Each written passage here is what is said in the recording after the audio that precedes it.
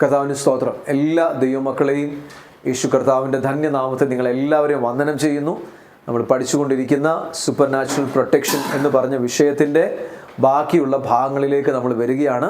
Okay, നമ്മൾ ദൈവസഭയിലുള്ളവരെ നിങ്ങളെ വന്ദനം ചെയ്യുന്നു. നമ്മൾ 4 കാര്യങ്ങളെക്കുറിച്ച് ചിന്തിച്ചു. 4 കാര്യങ്ങൾ. ഞാൻ വീണ്ടും ഇവിടെ തന്നെ നിന്ന് നിങ്ങളോട് വീണ്ടും പറയുക, ഇതൊരു സിമ്പിൾ കാര്യമല്ല.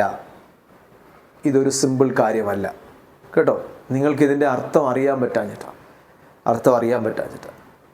നിങ്ങൾക്ക് ഞാൻ വീണ്ടും നിന്ന് സുബോധമില്ലാതെ ഒന്ന് പറയുന്നല്ല, വളരെ ആലോചിച്ച് സുബോധത്തിൽ ദൈവകൃപയിൽ നിന്നാണ് നിങ്ങളോട് പറയുന്നത്. ഇത് സിമ്പിളല്ല. നിങ്ങളൊരു കാര്യങ്ങളോട് ഇടപെടണം. ജീവിതത്തിൻ്റെ ചില മേഖലകളിലേക്ക് ഇറങ്ങിച്ചെല്ലണം. ഒരു ജോലിയാകാം, ഒരു പ്രമോഷനാകാം, ഒരു യാത്രയാകാം, ഒരു വീട് വെക്കുന്നതിൻ്റെ ആയിരിക്കാം, ഒരു വണ്ടി എടുക്കുന്നതിൻ്റെ ആയിരിക്കാം. ശ്രദ്ധിച്ചു, you have to be very careful. കാരണം അനുഭവങ്ങളുടെ ലിസ്റ്റുകൾ ദൈവം തന്നേക്കുന്ന ഇങ്ങനെ കിടക്കാം. അപ്പോൾ അതുകൊണ്ട് നിങ്ങൾ ഒരിക്കലും വിചാരിക്കില്ല ഇതൊക്കെ സിമ്പിളാണെന്ന് കേട്ടോ. സൂപ്പർ നാച്ചുറൽ പ്രൊട്ടക്ഷൻ ഇവിടെ എല്ലാം നമ്മൾ പഠിച്ചു കേട്ടോ. ഇവിടെ എല്ലാം ഓടിപ്പോവാം. ഓർക്കുന്നുണ്ടായിരിക്കാം, ബൈബിളിൽ ഉടനീളം കിടക്കുക. ഈ ഒരു യൂണിറ്റ് മൊത്തം എന്തോ കിടക്കുന്നത്. ഇപ്പം ഇന്ന് വായിച്ച സങ്കീർത്തനത്തിൽ 31 സങ്കീർത്തനത്തിൽ കാവൽ കിടപ്പുണ്ടോ? പറഞ്ഞേ, കണ്ടായിരുന്നോ? കാവലിനെ കുറിച്ച് കിടപ്പുണ്ട്. ഇവിടെ എല്ലാം നമ്മൾ കണ്ടു.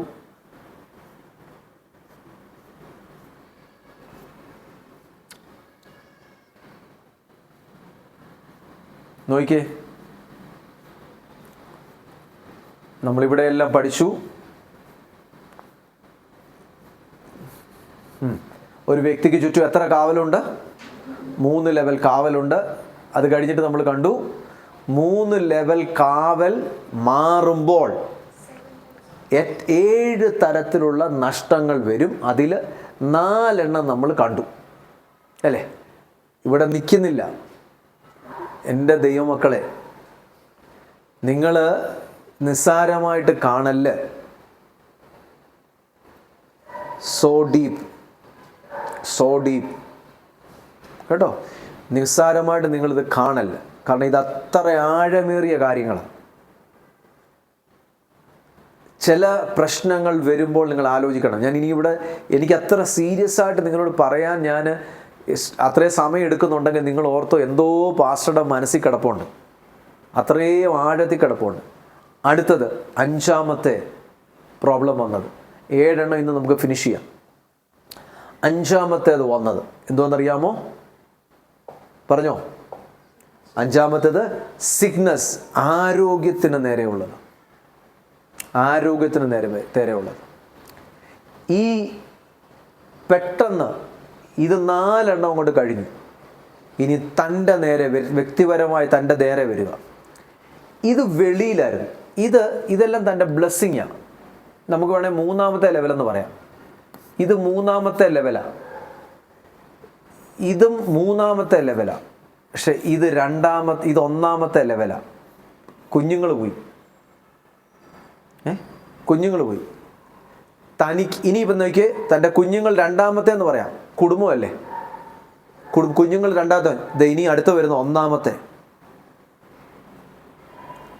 തൻ്റെ ശരീരത്തിന് നേരെ ഒരു കുരു വന്നു, പൊട്ടിച്ചു. അതങ്ങ് പഴുത്ത് വ്രണമായി, ശരീരം മൊത്തം അങ്ങായി, സ്കിന്ന് മൊത്തം ഇളകി പോവാം. ഒരു ഓട്ട് കഷണം എടുത്തോണ്ട് ഇയ്യോബ് ചിരണ്ടിക്കൊണ്ടിരിക്കുക. ഓട്ട് കഷ്ണം എടുത്ത് ചിരണ്ടി ഇളക്കുക, പുഴുവിനെ തൊലിന്ന്, സ്കിന്നിന്ന്. നിങ്ങളൊന്ന് ഇമാജിൻ ചെയ്ത് നോക്കി. ഒരു ഓട്ട് കഷ്ണം എടുത്തുകൊണ്ട് മുറിവിനകത്ത് ഇളകും, അടുത്ത മുറിവിനെ ഇങ്ങനെ പുഴുവിനെ ഇളക്കിക്കൊണ്ടിരിക്കുക. ഒരു ദൈവദാസൻ്റെ ഒരു മറുപടി ഞാനൊന്ന് കോപ്പി ചെയ്യട്ടെ, ഒന്ന് എടുത്തു പറയട്ടെ.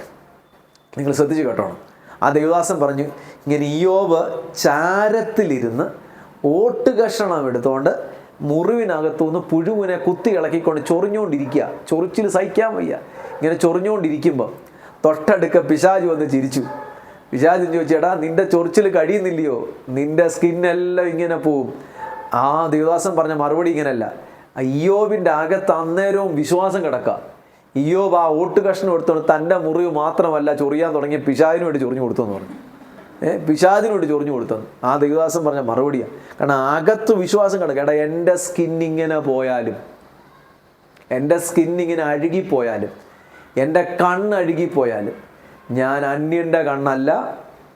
ബാക്കി ഓർക്കുന്നുണ്ടോ? എൻ്റെ സ്വന്തം കണ്ണാൽ എൻ്റെ ദൈവത്തെ പിശാചിനോട് ചൊറിഞ്ഞു കൊടുത്തത്, അവനെ ഇട്ട് മാന്തിയെന്ന്.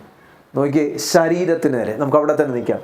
ആരോഗ്യത്തിന് നേരെ ഒരു വ്യക്തിക്ക് ഏറ്റവും നല്ലൊരു ബ്ലെസ്സിങ് ആരോഗ്യം കേട്ടോ. നിങ്ങൾക്ക് ദൈവം തന്നേക്കുന്ന ആരോഗ്യം നല്ലതാണ്, നിങ്ങളത് സൂക്ഷിക്കണം. നിങ്ങൾക്കത് ആരോഗ്യം അതൊരു അനുഗ്രഹമാണ്. ദൈവത്തോട് സ്തോത്രം ചെയ്യാൻ പറ്റുമോ? ആരോഗ്യം ദൈവം നിങ്ങൾക്ക് തന്നേക്കുന്ന അനുഗ്രഹം കേട്ടോ, ഭയങ്കര അനുഗ്രഹം. ഒരിക്കൽ നിങ്ങളിതൊക്കെ കേൾക്കുക, നിങ്ങളെയൊക്കെ ബലപ്പെടുത്തുന്നതാണ്. പോൾ യോങ്ങിച്ചോൻ്റെ ചർച്ചയിൽ നടന്ന, അല്ലെങ്കിൽ അദ്ദേഹത്തിൻ്റെ മിനിസ്ട്രി നടന്ന ഒരു കാര്യമാണ്. ഒരു വ്യക്തിക്ക്, ഒരു മാനസിക രോഗിയായ ഒരു വ്യക്തി, അദ്ദേഹത്തിന് കടം കയറി ബുദ്ധിമുട്ടായി, മാനസികമായിട്ട് ചെറുപ്രായത്തിൽ തൊട്ടേ അങ്ങ് ടെൻഷനായി അങ്ങനെ ആയിപ്പോയതാണ് പുള്ളി എങ്ങനെയോ ഈ മിനിസ്ട്രി, ഇവരുടെ പോൾ യോങ്ങിച്ചോടെ മിനിസ്ട്രിക്കകത്ത് വന്നു.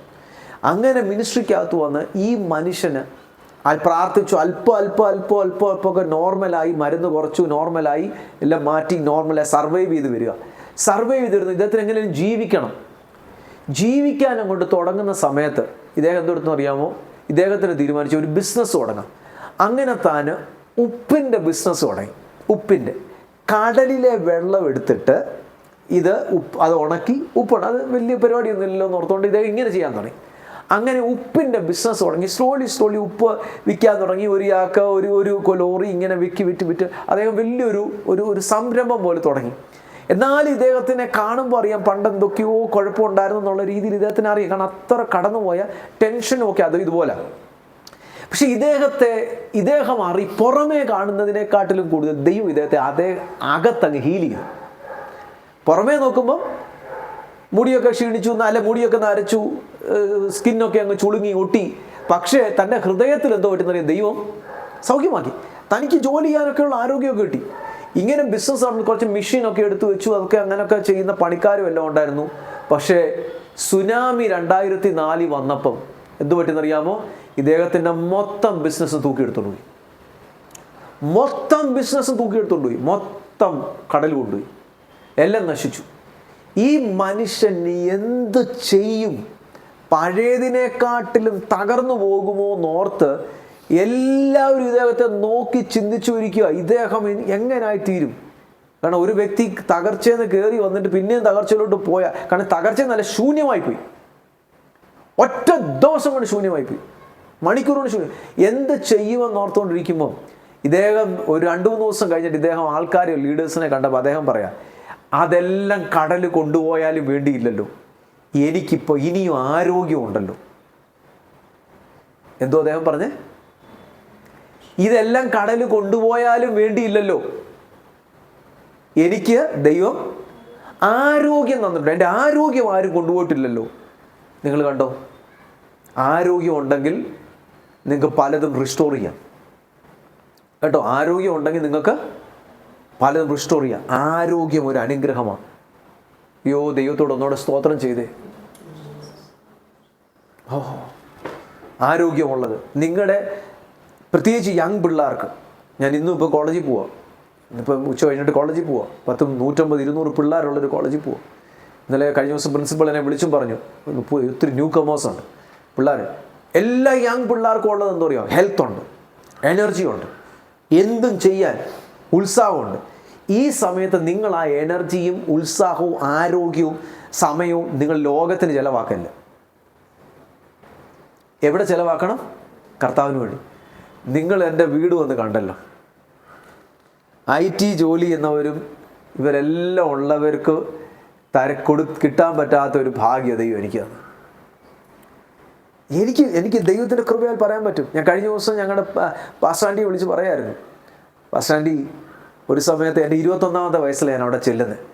21ാമത്തെ വയസ്സ്, 19ാമത്തെ വയസ്സ് ബാംഗ്ലൂരിൽ വന്നു. 21ാമത്തെ വയസ്സിൽ അവിടെ കയറി. അവിടെ എന്തെങ്കിലും ഇലക്ട്രിക്കൽ ശരിയാക്കണം, ഇലക്ട്രിക്കൽ ഞാൻ ചെയ്യും. പ്ലംബിംഗ് ഇല്ല, പ്ലംബിംഗ് പോയി ചെയ്യും. ഇലക്ട്രോണിക്സ് ഇല്ല, ഇലക്ട്രോണിക്സ് പോയി ചെയ്യും. സൗണ്ട് സിസ്റ്റം ഇല്ല, സൗണ്ട് ഞാൻ ചെയ്യും. സ്പീക്കർ ഇല്ല, സ്പീക്കർ ഞാൻ ശരിയാക്കും. മൊത്തം സോൾഡറിങ് അയൺ കൊണ്ടുവന്ന്, കാരണം ഞാൻ പഠിച്ചു കഴിഞ്ഞ ഇലക്ട്രോണിക്സാണ്, വെളിയിൽ കൊടുക്കത്തില്ല. ആ സർവീസ് ചാർജും കൂടെ ചർച്ചിന് ലാഭിക്കാൻ നോക്കും, ഞാൻ ചെയ്യാൻ നോക്കും. അതിനിടയ്ക്ക് ആൻറ്റി വിളിക്കും, നമുക്കൊന്ന് മാർക്കറ്റ് വരെ പോകണം, കടയിൽ വരെ പോകണം, വണ്ടി ഓടിക്കാൻ പോകും. അവർക്കെല്ലാം വണ്ടി ഓടിച്ചുകൊണ്ട് ഡ്രൈവർ ഉണ്ടായിട്ട് ഡ്രൈവറെക്കാട്ടിലും നല്ലവണ്ണം ഞാൻ വണ്ടി ഓടിക്കും. കാരണം എൻ്റെ കൂടെ ഇരുന്ന് കഴിഞ്ഞാൽ സ്വസ്ഥമായിട്ടിരിക്കാം, മറ്റവരാണ് എന്ത് സംഭവിക്കും എന്നുള്ള രീതിയിലാണ്. ഇപ്പോൾ എന്തെങ്കിലും സംഭവിക്കും, ഇപ്പോൾ എന്തെങ്കിലും ചിലർ വണ്ടി ഓടിക്കുന്ന അങ്ങനെ, ഇപ്പോൾ എന്തെങ്കിലും സംഭവിച്ചോളെ പേടിയോ ചിലർ കൂടി ഇരിക്കുക. അതുകൊണ്ട് വണ്ടി ഓടിക്കാൻ എന്നെ വിളിച്ചുകൊണ്ടു സേഫായിട്ടും സ്വസ്ഥമായിട്ടും സമാധാനമായിട്ടും മടങ്ങി വരാം. അത് കഴിയുമ്പോഴായിരിക്കും വരുന്നുണ്ടെങ്കിൽ ഓഫീസിലെ പണി, അത് കഴിയുമ്പോൾ അടുത്ത സാധനം മേടിക്കാൻ വേണ്ടി ഒറ്റ ഒരാളോട് പോലും ഞാൻ നോ പറയത്തില്ല. അയ്യോ എൻ്റെ സാലറി എന്ന് 1500 രൂപയാണ്, 1500 രൂപ എൻ്റെ സാലറി. സാലറിക്ക് വേണ്ടി ഇന്ന് വരെ ഞാൻ പരിഭവം പറഞ്ഞിട്ടില്ല. ഇത് ലൈവും പോകുന്നുണ്ട്, ലൈവല്ല ഇത് റെക്കോർഡിങ് പോകുന്നുണ്ട്. ഒറ്റ ഒരാളുടെ സാലറി ഞാൻ ചോദിച്ചിട്ടില്ല. എൻ്റെ ഹൃദയത്തിൽ തോന്നി എനിക്ക് സാലറി വേണമെന്നുണ്ടായിരുന്നു, കാശില്ലാതുണ്ട്, നല്ല ആഹാരം കഴിക്കണമെന്നുണ്ടായിരുന്നു. എൻ്റെ കൂടെ ഉള്ളവരൊക്കെ അന്ന് BPOയിൽ ജോലി ചെയ്യുക, ചർച്ചിൽ വരുന്ന പിള്ളേരെല്ലാം ഉണ്ട് BPOയിൽ ജോയിൻ ചെയ്യുക. അവർക്ക് മിനിമം സാലറി 10,000 15,000 കിട്ടും. അവർക്കൊക്കെ ബൈക്കുണ്ട്. എനിക്ക് എല്ലാവരും തഴഞ്ഞ ഒരു കൈനറ്റിക് ഹോണ്ട ഉണ്ട്, കൈനറ്റിക് ഹോണ്ട. ഞാൻ അതിനെ കൈനറ്റിക് ബോണ്ടാന്ന് വിളിച്ചുകൊണ്ടിരുന്നത്. കൈനറ്റിക് ഹോണ്ട ഉണ്ട്. അതിന് 20 കിലോമീറ്റർ മൈലേജ് കിട്ടിയാൽ നല്ലത്.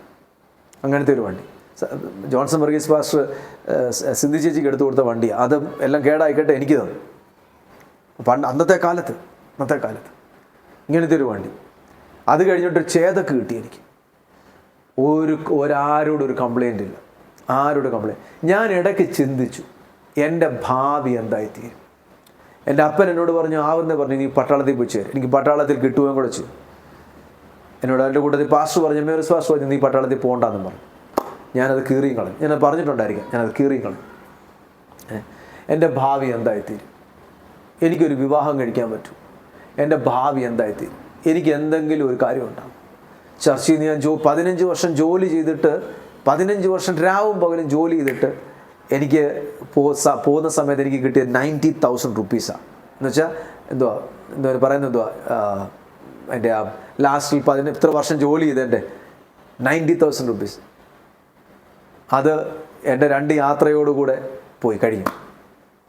ഒന്നുമില്ല.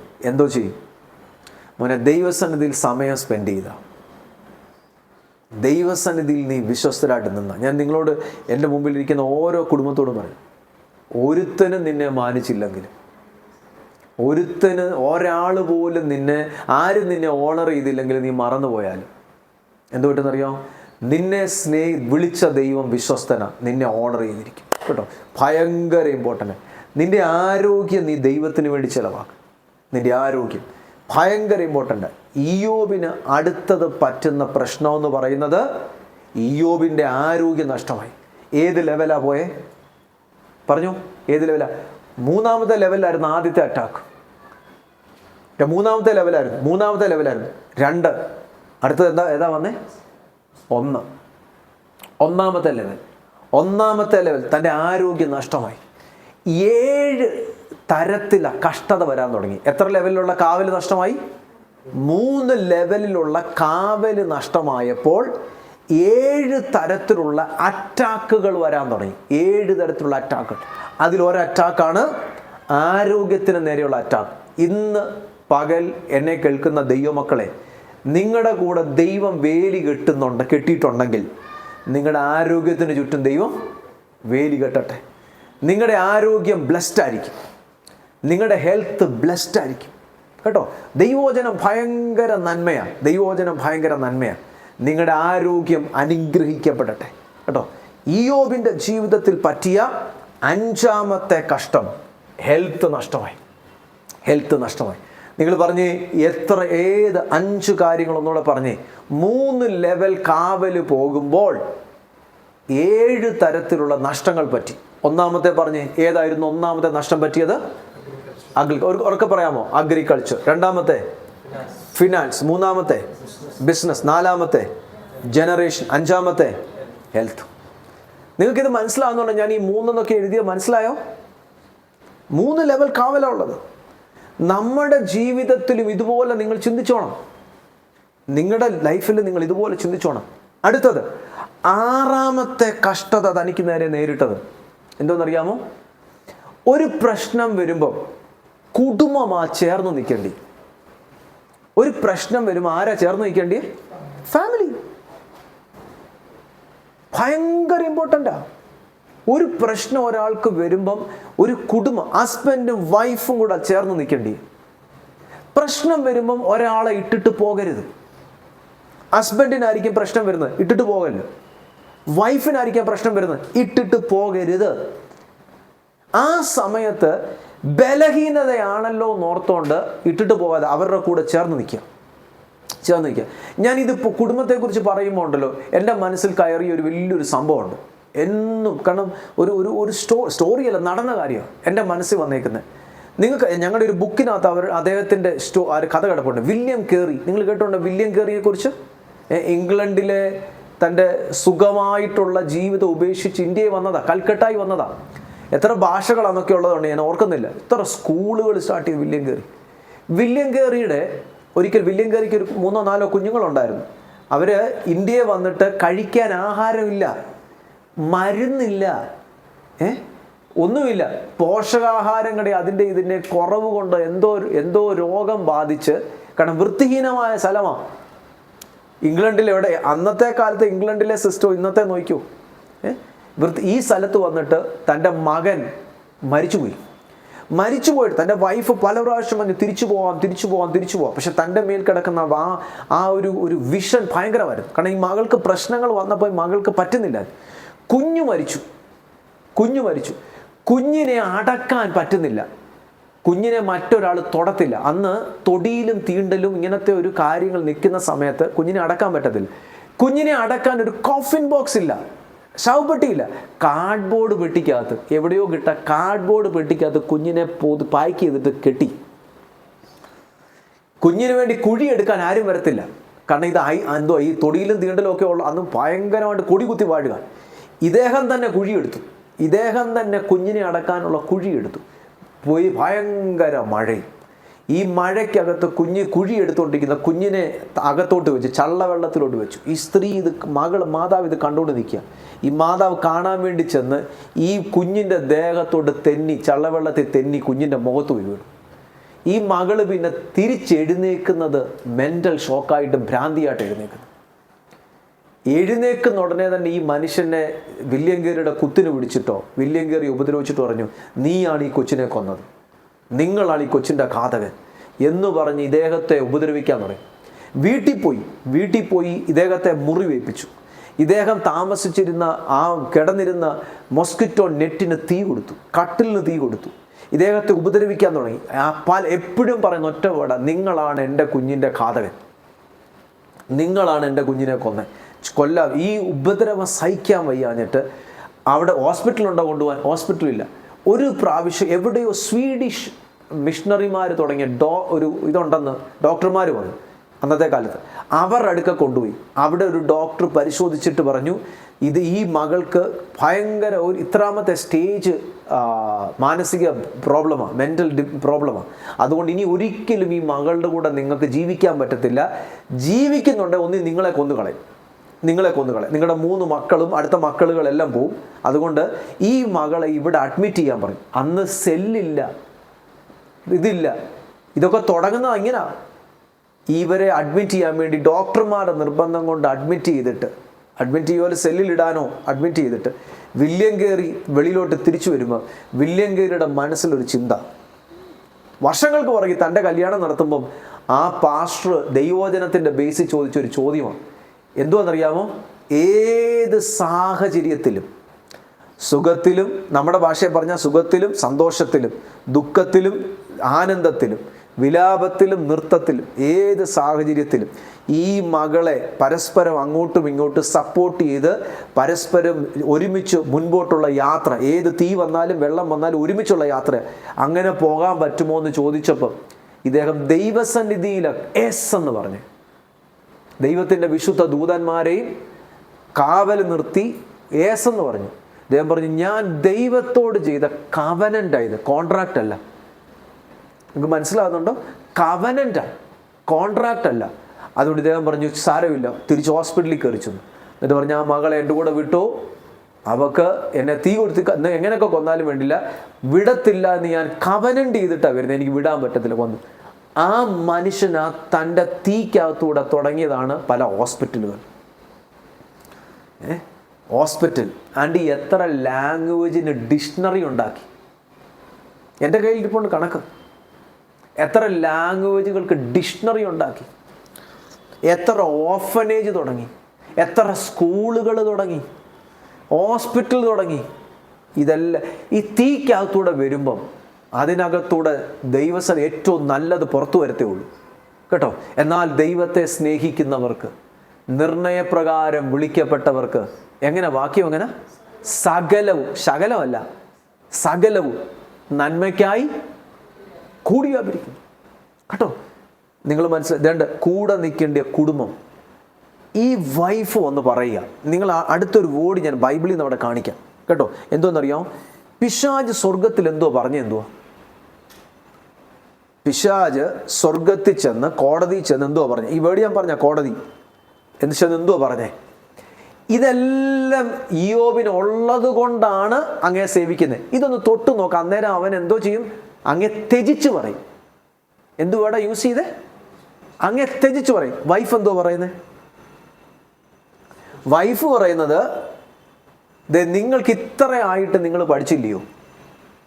നിങ്ങൾ ഇനി ഈ ദൈവത്തെ മുറുകെ പിടിച്ചുകൊണ്ടിരിക്കാനോ? നിങ്ങൾ ഈ ദൈവത്തെ ത്യജിച്ച് പറഞ്ഞിട്ട്. അപ്പോൾ ആരാ ഈ വൈഫിൽ കൂടെ പ്രവർത്തിച്ച്? പിശാച് കേട്ടോ. വൈഫിൽ കൂടെ മാത്രമല്ല, ഹസ്ബൻഡിൽ കൂടെയും പ്രവർത്തിക്കാം.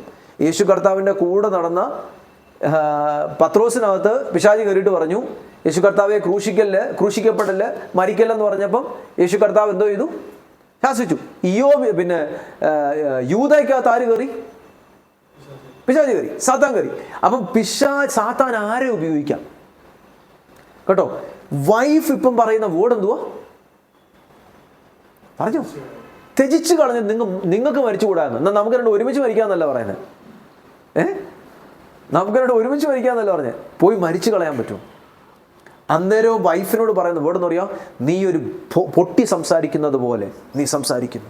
ദൈവത്തിൽ നിന്ന് നമുക്ക് നന്മ അനുഭവിക്കാമെങ്കിൽ തിന്മയും കൂടെ അനുഭവിച്ചു കൂടായോ എന്ന് ഇയ്യോബ് ചോദിച്ചു. ഇയ്യോബ് അവിടെ എങ്ങും തൻ്റെ വാക്കുകൊണ്ട് ദൈവത്തെ ത്യജിച്ചു പറഞ്ഞില്ല.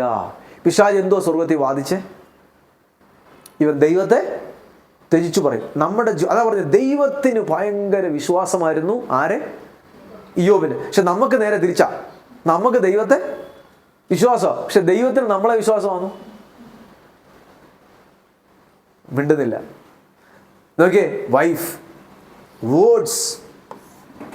അപ്പം ആറാമത്തെ പ്രശ്നം വന്നത് കുടുംബത്തിനകത്തുനിന്ന്. നിങ്ങളുടെ ജീവിതത്തിനകത്തൊരു കാവലില്ലെങ്കിൽ കുടുംബജീവിതത്തിനകത്ത് പിശാച് കയറി ഒന്ന് പ്രശ്നം ഉണ്ടാകും കേട്ടോ. കുടുംബജീവിതത്തിനകത്ത് ഞാൻ ഈ പറയുന്ന വേർഡ് നിങ്ങൾ ശ്രദ്ധിച്ചു. നിങ്ങളുടെ ജീവിതത്തിന് അതൊരു കാവലില്ലെങ്കിൽ കുടുംബജീവിതത്തിനകത്ത് ആര് കയറി വരും? പിശാച് കയറി വരും. അവൻ കയറി വന്ന് വാക്ക് തൊട്ടായിരിക്കും തുടങ്ങുന്നത്. വാക്ക് തൊട്ടായിരിക്കും അങ്ങോട്ടും ഇങ്ങോട്ടും പറഞ്ഞും വഴക്കുണ്ടാക്കിയും. പിശാച് കൈകൊട്ടി ചിരിച്ചുകൊണ്ടിരിക്കുക. കണ്ടോ കണ്ടോ കണ്ടോ? കൈകൊട്ടി ചിരിച്ചുകൊണ്ടിരിക്കുക. നമ്മൾ ഒരിക്കലും അതിന് അവസരം വിട്ടു കൊടുക്കല്ലേ. അടിസ്ഥാനത്തെ ഇളക്കിക്കളയുന്ന ഒരു വാക്ക് നമ്മളിൽ നിന്ന് വരില്ല. നമ്മുടെ ജീവിതത്തിൻ്റെ അകത്ത് അടിസ്ഥാനത്തെ ഉലച്ചു കളയുന്ന അഭിപ്രായങ്ങൾ പലതും വരാം. രണ്ട് വ്യക്തികളാകുന്നതുകൊണ്ട് രണ്ട് അഭിപ്രായങ്ങൾ വരാം. പക്ഷേ അടിസ്ഥാനത്തെ ഉലച്ചു കളയുന്ന ഒരു വാക്കുകൾ നിങ്ങൾ യൂസ് ചെയ്യുന്നു. നോക്കിക്കേ, ആറാമത്തേത് കുടുംബജീവിതത്തിന് നേരെ വരുന്ന അറ്റാക്ക്. ഒരാളുടെ കാവൽ പോകുമ്പം 6 അറ്റാക്ക് നമ്മൾ പഠിച്ചു. 3 കാവൽ പോയപ്പോൾ എത്ര അറ്റാക്ക് നടന്നു? ഒന്നാമത്തെ agriculture, finance, business, generation, health. 6ാമത്തെ ഫാമിലി. കുടുംബജീവിതം ഒന്നുണ്ട്. 2ാമത്തെ കുടുംബത്തിന് നേരെ, അല്ലെങ്കിൽ ഒന്നൊന്ന് വേണേ പറയാം, കുടുംബം. ഇനി നോക്കിയേ, 7ാമത്തേത് തൻ്റെ ഫ്രണ്ട്സ് എല്ലാം കൂടെ വരിക. ഫ്രണ്ട്സ് എല്ലാം കൂടെ വന്നിട്ട് ഇദ്ദേഹത്തോട് പറയാം, നിന്റെ കയ്യിലിരിപ്പ് അത്ര നല്ലതല്ലായിരുന്നു, അതുകൊണ്ടാണ് നിനക്കിതെല്ലാം പറ്റിയത്. നീ എവിടെയൊക്കെയോ ദൈവത്തിനെതിരെ പാപം ചെയ്തിട്ടുണ്ട്, അതെല്ലാം ദൈവം ഇപ്പം തിരിച്ചു തരിക. അവർ പുറമേ കണ്ട് വിധിക്കുക. പുറമേ കണ്ട് വിധിക്കുക. അല്ലേ? പല കൂട്ടുകാർ വന്ന് അവർ വന്നിട്ട് ഇയ്യോബിനെ ബ്ലെയിം ചെയ്യുക. ഇയ്യോബിൻ്റെ തെറ്റാ, ഇയ്യോബ് ചെയ്ത മിസ്റ്റേക്കാ, അങ്ങനെ ചെയ്തു ഇങ്ങനെ ചെയ്തു. പക്ഷെ ആ 7ാമത്തെ പ്രോബ്ലം വരുന്നത് എവിടെ നിന്നറിയാമോ? പറഞ്ഞേ, സൊസൈറ്റിയിൽ നിന്ന്. അപ്പം നിങ്ങൾക്ക് കാവലുണ്ടെങ്കിൽ നിങ്ങൾ പറ, ഈ ഏരിയകളിൽ നിങ്ങൾ പ്രൊട്ടക്റ്റഡ് ആയിരിക്കുമോ? ഇയ്യോബ് ഏരിയകളിൽ പ്രൊട്ടക്റ്റഡ് ആയിരുന്നോ? പറഞ്ഞു. ഇയ്യോബ് നേരത്തെ ഏരിയകളിൽ പ്രൊട്ടക്റ്റഡ് ആയിരുന്നോ? ആയിരുന്നു. പക്ഷെ കാവല് പോയപ്പോൾ എത്ര കാവല് പോയി? 3 ടൈപ്സ് ഓഫ് പ്രൊട്ടക്ഷൻ പോയപ്പോൾ എത്ര തരത്തിലുള്ള അറ്റാക്ക് വന്നു? 7 തരത്തിലുള്ള അറ്റാക്ക്. നിങ്ങൾ ഇത് ശ്രദ്ധിച്ചു. ചില വ്യക്തികൾക്ക് ഈ 7 ഒരുമിച്ചായിരിക്കത്തില്ല. ഇയ്യോബിന് 7 ഒരുമിച്ചാണ് വന്നത്. മറ്റു ചിലർക്ക് ഇതിനകത്ത് മിനിമം 1, 2, 3 കാണും.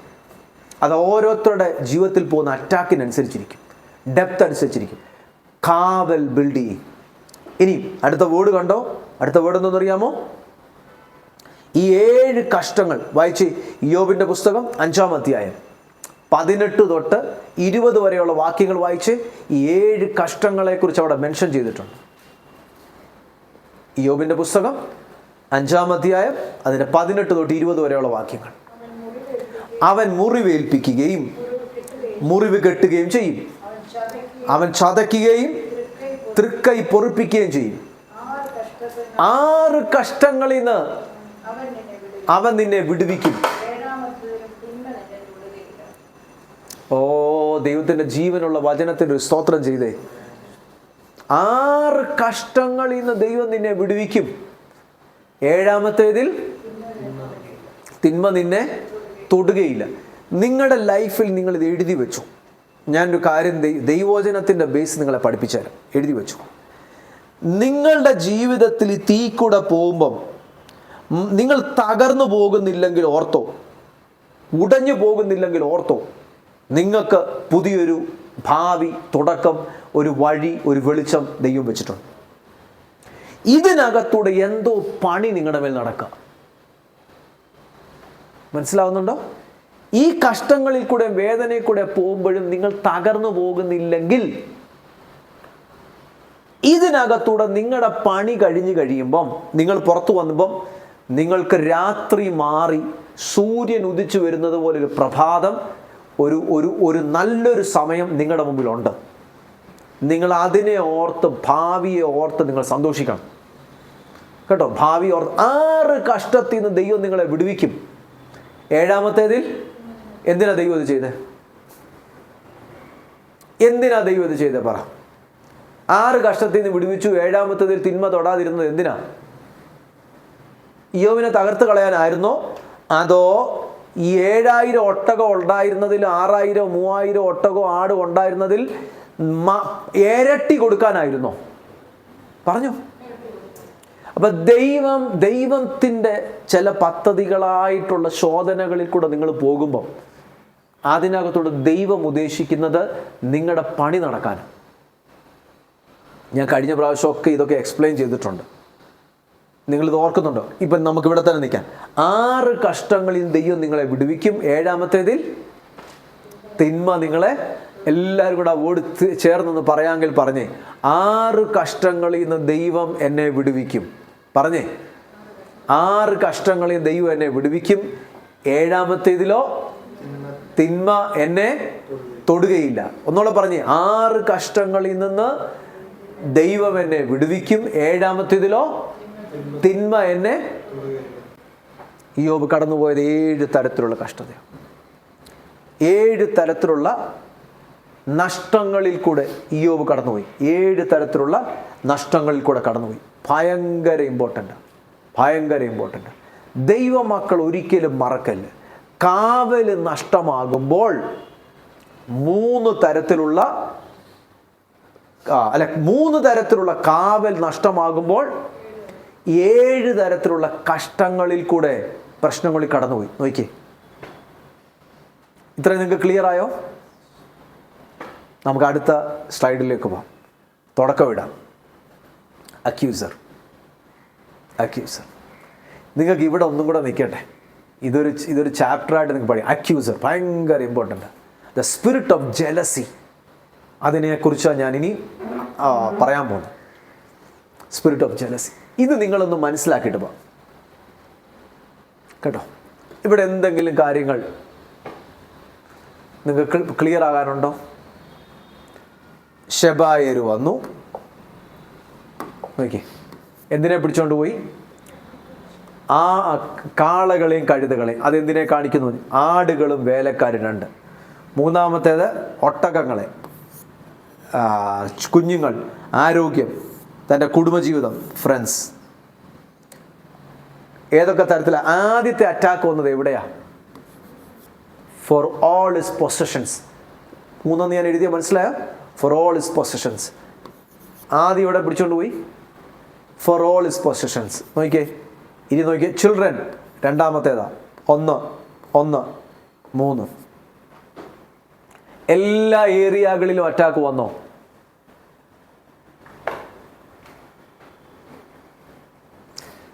പറഞ്ഞോ, നിങ്ങൾ മിണ്ടാതിരിക്കാതെ. ഗ്രഹിക്കുന്നതാണോ, ചിന്തിക്കുന്നതാണോ, ഉറങ്ങുന്നതാണോ, എന്തുവാ?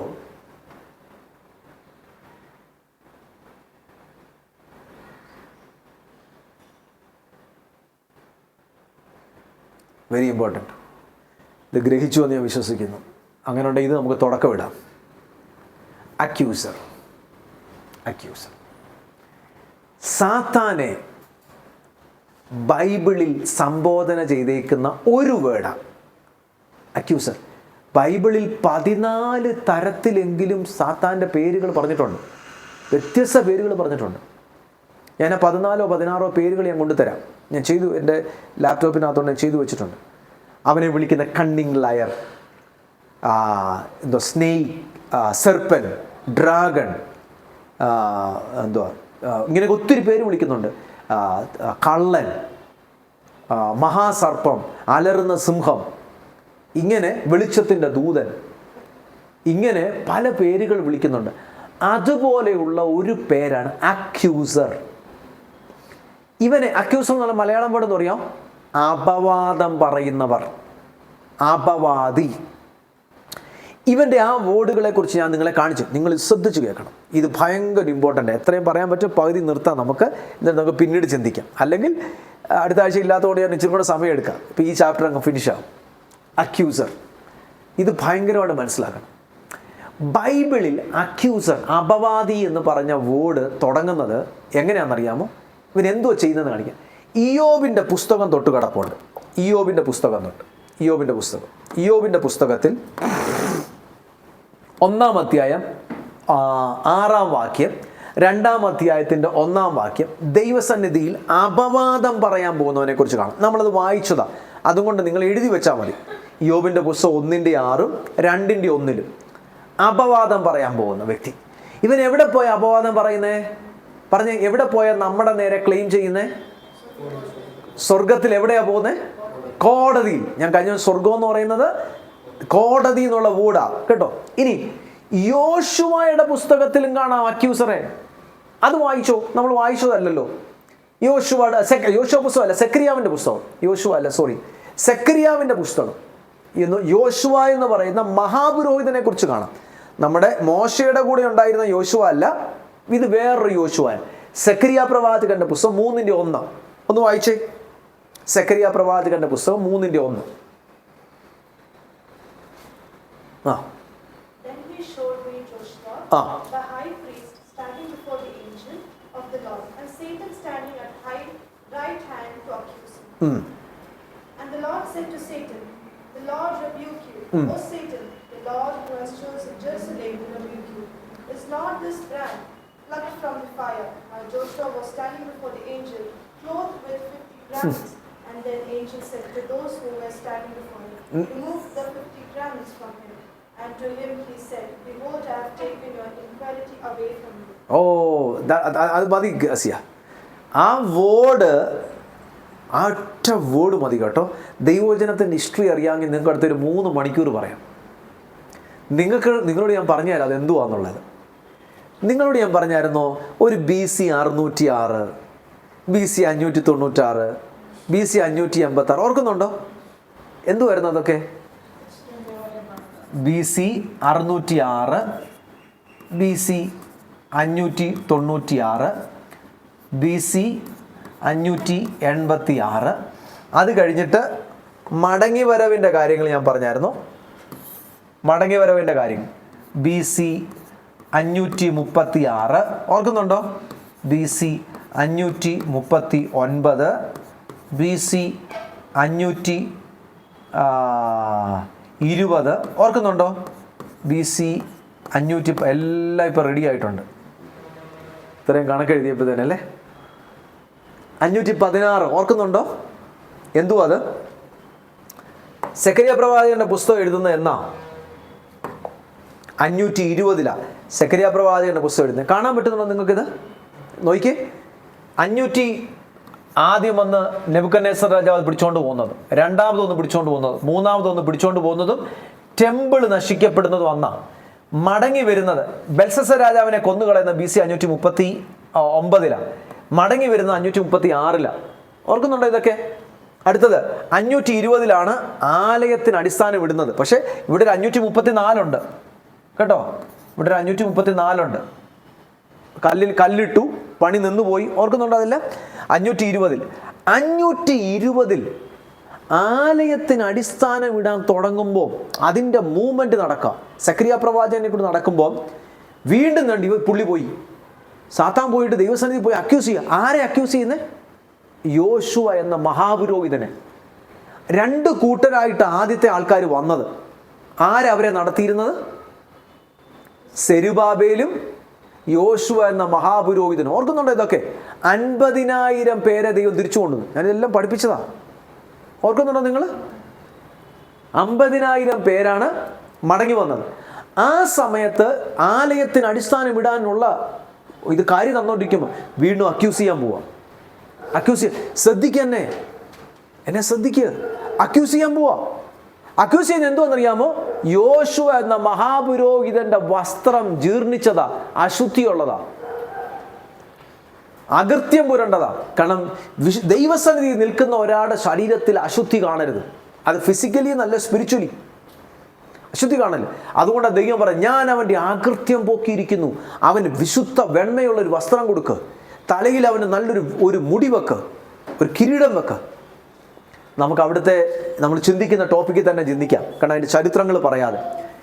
യോശുവ എന്ന മഹാപുരോഹിതനെ നേരെ അക്യൂസ് ചെയ്യുന്ന അക്യൂസറെ കാണാമോ? കണ്ടോ? അക്യൂസറെ കാണാം.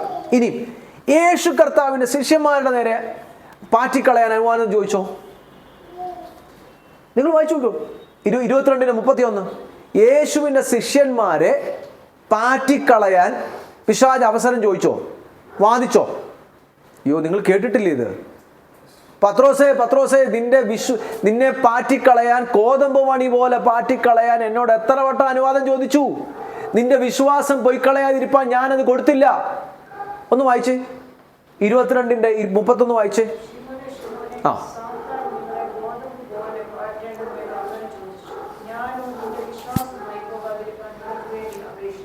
സാത്താന് ശിമോൻ പത്രോസിന് നേരെ വാദിച്ചോ?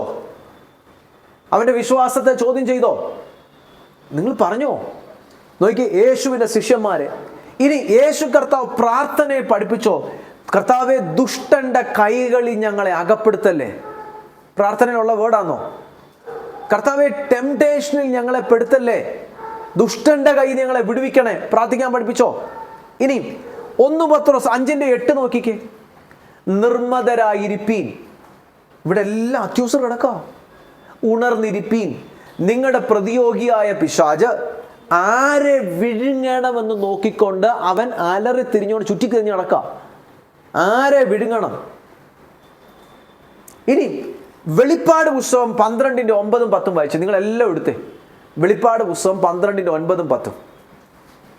Revelation chapter 12 verse 9-10, 9 and 10. ഒന്ന് വായിച്ചു. അത്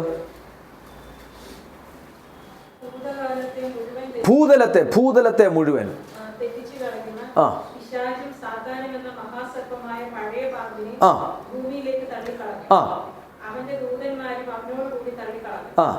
അപ്പോൾ ഞാൻ സ്വർഗ്ഗത്തിൽ ഒരു മഹാശബ്ദം പറഞ്ഞു കേട്ടത്, ഇപ്പോൾ നമ്മുടെ ദൈവത്തിന്റെ രക്ഷയും ശക്തിയും രാജ്യവും അവന്റെ ക്രിസ്തുവിന്റെ ആധിപത്യവും തുടങ്ങിയിരിക്കുന്നു.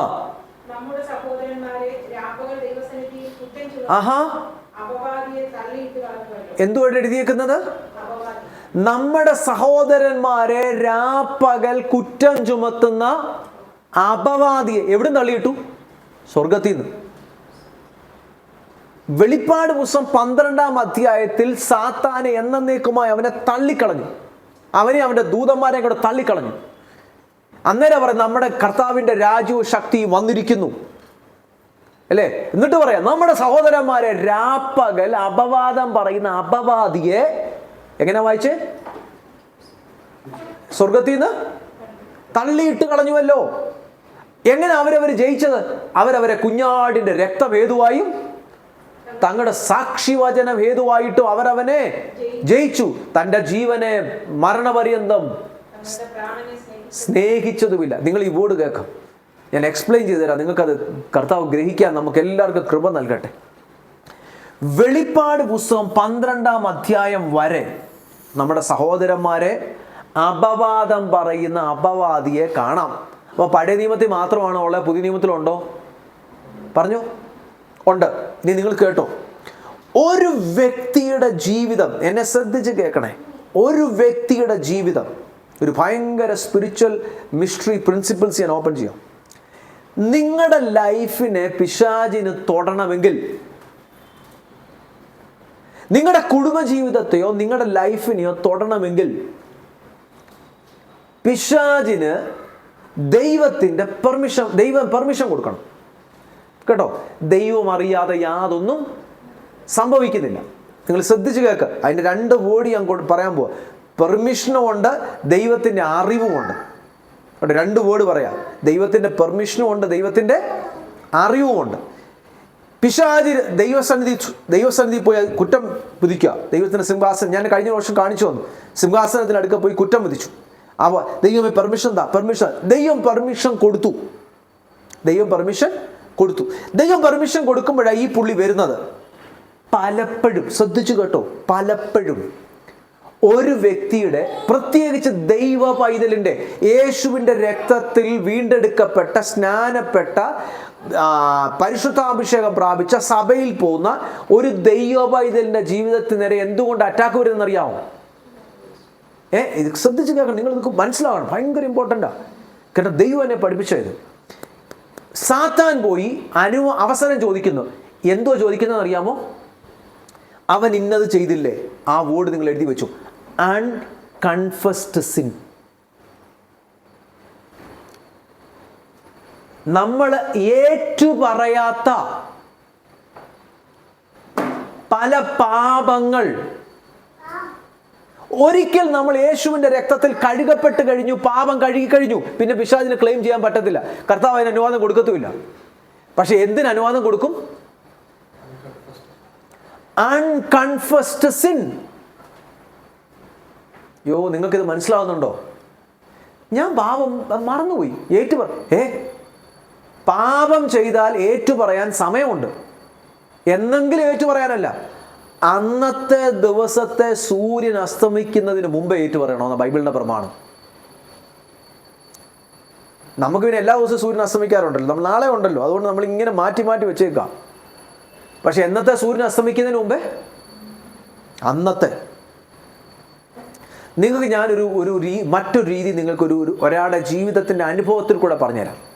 ഒരു മനുഷ്യനും കുറേ വ്യക്തികൾ ഒരുമിച്ചൊരു പ്ലെയിനിൽ പോവാം.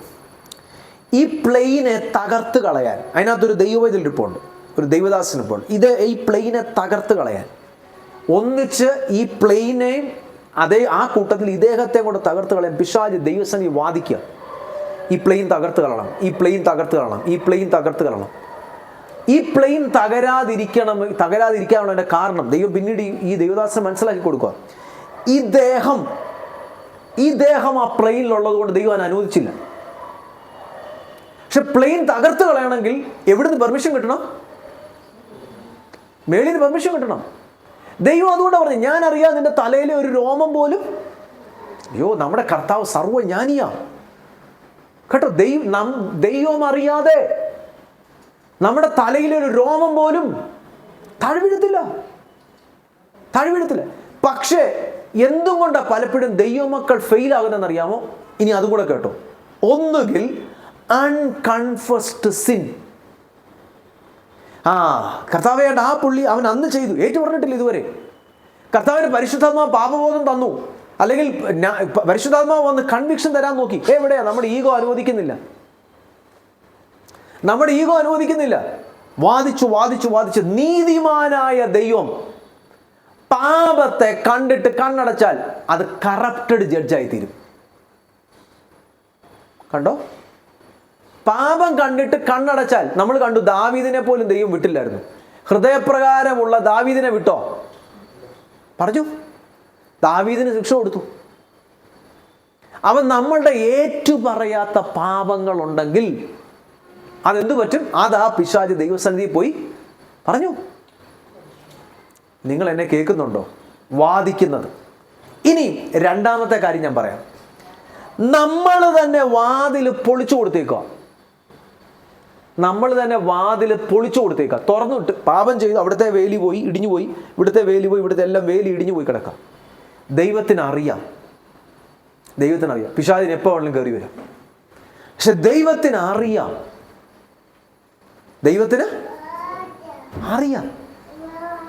ഇത് ദൈവത്തിൻ്റെ പെർമിഷനോടുകൂടെ കയറി വരുന്നതല്ല, ദൈവത്തിന് അറിവുണ്ട്. കാരണം നമ്മൾ പലപ്പോഴും അറിവില്ലായ്മ എന്തു പറ്റുന്നറിയാമോ? അതിന് പറയുന്ന വേർഡാണ്, എൻ്റെ ജനം പരിജ്ഞാനമില്ലായ്കയാൽ നശിച്ചു പോകുന്നു. എൻ്റെ ജനത്തിന് പരിജ്ഞാനമില്ലായ്കയാൽ അറിവില്ല. പിശാചിന് കയറി വരാം. അവന് കയറി വരാനുള്ള പർട്ടിക്കുലർ സമയമുണ്ട്. എപ്പോഴും കയറി വരാൻ പറ്റത്തില്ല. അവനൊരു സമയമുണ്ട് കയറി വരാൻ. ആ സമയത്ത് അവൻ കയറി വരും, അടിച്ച് നശിപ്പിച്ചിട്ട് അവൻ തിരിച്ചു പോകും. ഞാൻ നല്ല ഉദാഹരണം പറയാം, നിങ്ങൾക്ക് മനസ്സിലാകാൻ. കേൾക്കുന്നുണ്ടോ? എല്ലാവരും കേൾക്കുന്നുണ്ടെങ്കിൽ ഒരു സ്തോത്രം പറഞ്ഞേ. അല്ലേ? ഒരിക്കൽ വർഷങ്ങൾക്ക് പുറകിൽ ബാംഗ്ലൂർ തന്നെയാണ്, എവിടെയാണെന്നും പറയുന്നില്ല, ഒരു പക്ഷെ ചിലർക്ക് കേൾക്കുന്നവർക്ക് മനസ്സിലാവും, ഈ ഒരു ലൈവിനകത്തൂടെ അല്ലേ കേൾക്കുന്നതാണ്. രാത്രി എന്നെ പാസ്റ്റർ വിളിച്ചു.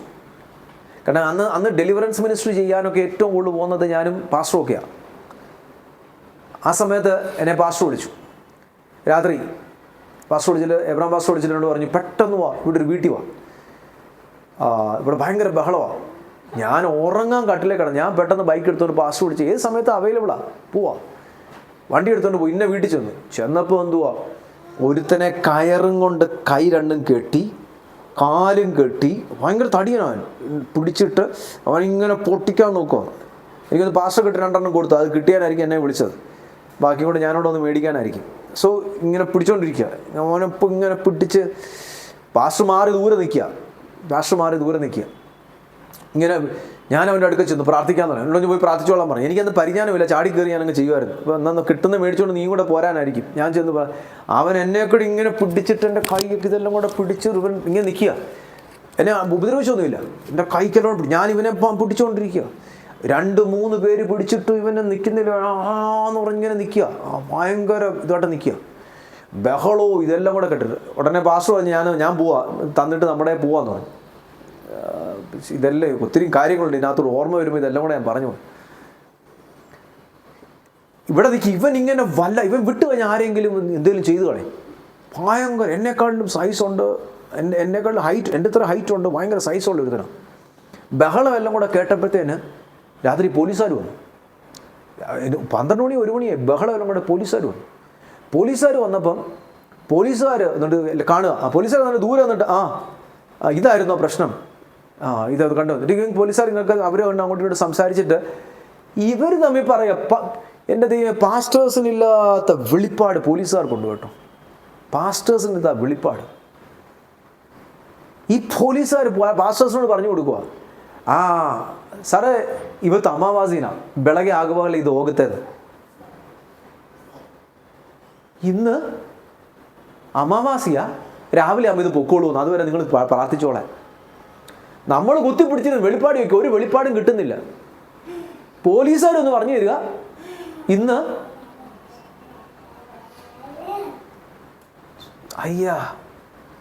ಇವತ್ತು ಅಮಾವಾಸ್ಯನ ಅದಕ್ಕೆ ಪ್ರಾಬ್ಲಮ್. ನೀವು ಪ್ರೇಯರ್ ಮಾಡಿ, ಅಪ್ಪ ಬೆಳಗ್ಗೆ ಆಗುವಾಗಲೇ ಇದು ಹೋಗುತ್ತೆ, ಪ್ರೇಯರ್ ಮಾಡಿ ನೋಡ್ಕೊಂಡು ಪ್ರೇಯರ್ ಮಾಡಿ. പക്ഷേ ഈ അമാവാസിക്ക് എന്തോ കുഴപ്പമുള്ളേ?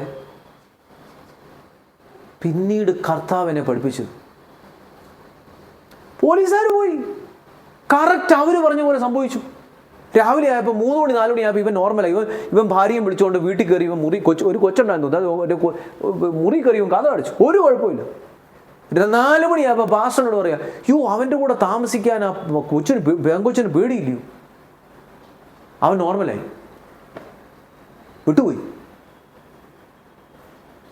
രാത്രി മൊത്തം നമ്മൾ കിടന്ന് പിടിച്ചിട്ട് ഇവൻ്റെ ഭൂതം പോകുന്നില്ല. എന്താ പോഞ്ഞ്?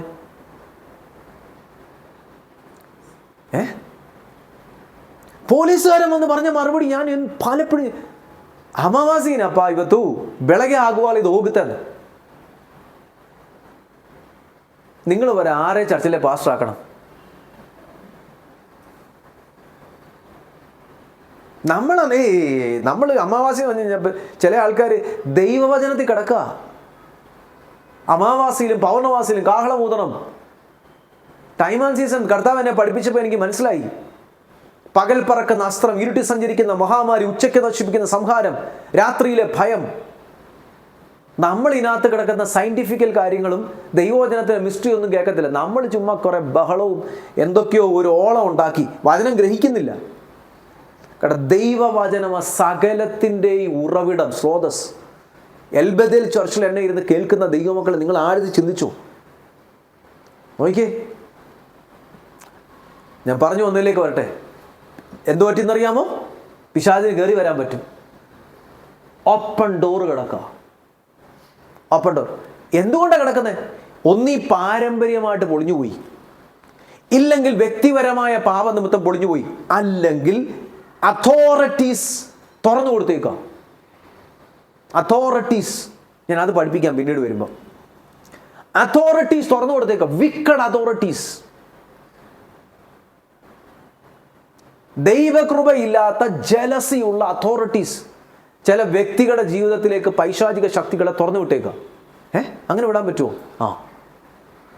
അതിനെ ബ്രേക്ക് ചെയ്യണം. നിങ്ങൾക്ക് ഈ വേർഡുകളൊക്കെ ഞാൻ പിന്നീട് വരുമ്പോൾ പഠിപ്പിക്കാം. കാരണം ഇന്നത് പറയാൻ പോയി വേറെ റൂട്ടിൽ കൂടെ പോകും. ശ്രദ്ധിച്ചേ, പിശാച് എങ്ങനെ, അക്യൂസർ എങ്ങനെ കയറി വരുന്നേ? ഒന്നാമത്തെ വേർഡ് എൽബത്തേൽ ചർച്ചിലുള്ള ദൈവമക്കൾ എഴുതി വെച്ചു, അൺകൺഫസ്ഡ് സിൻ.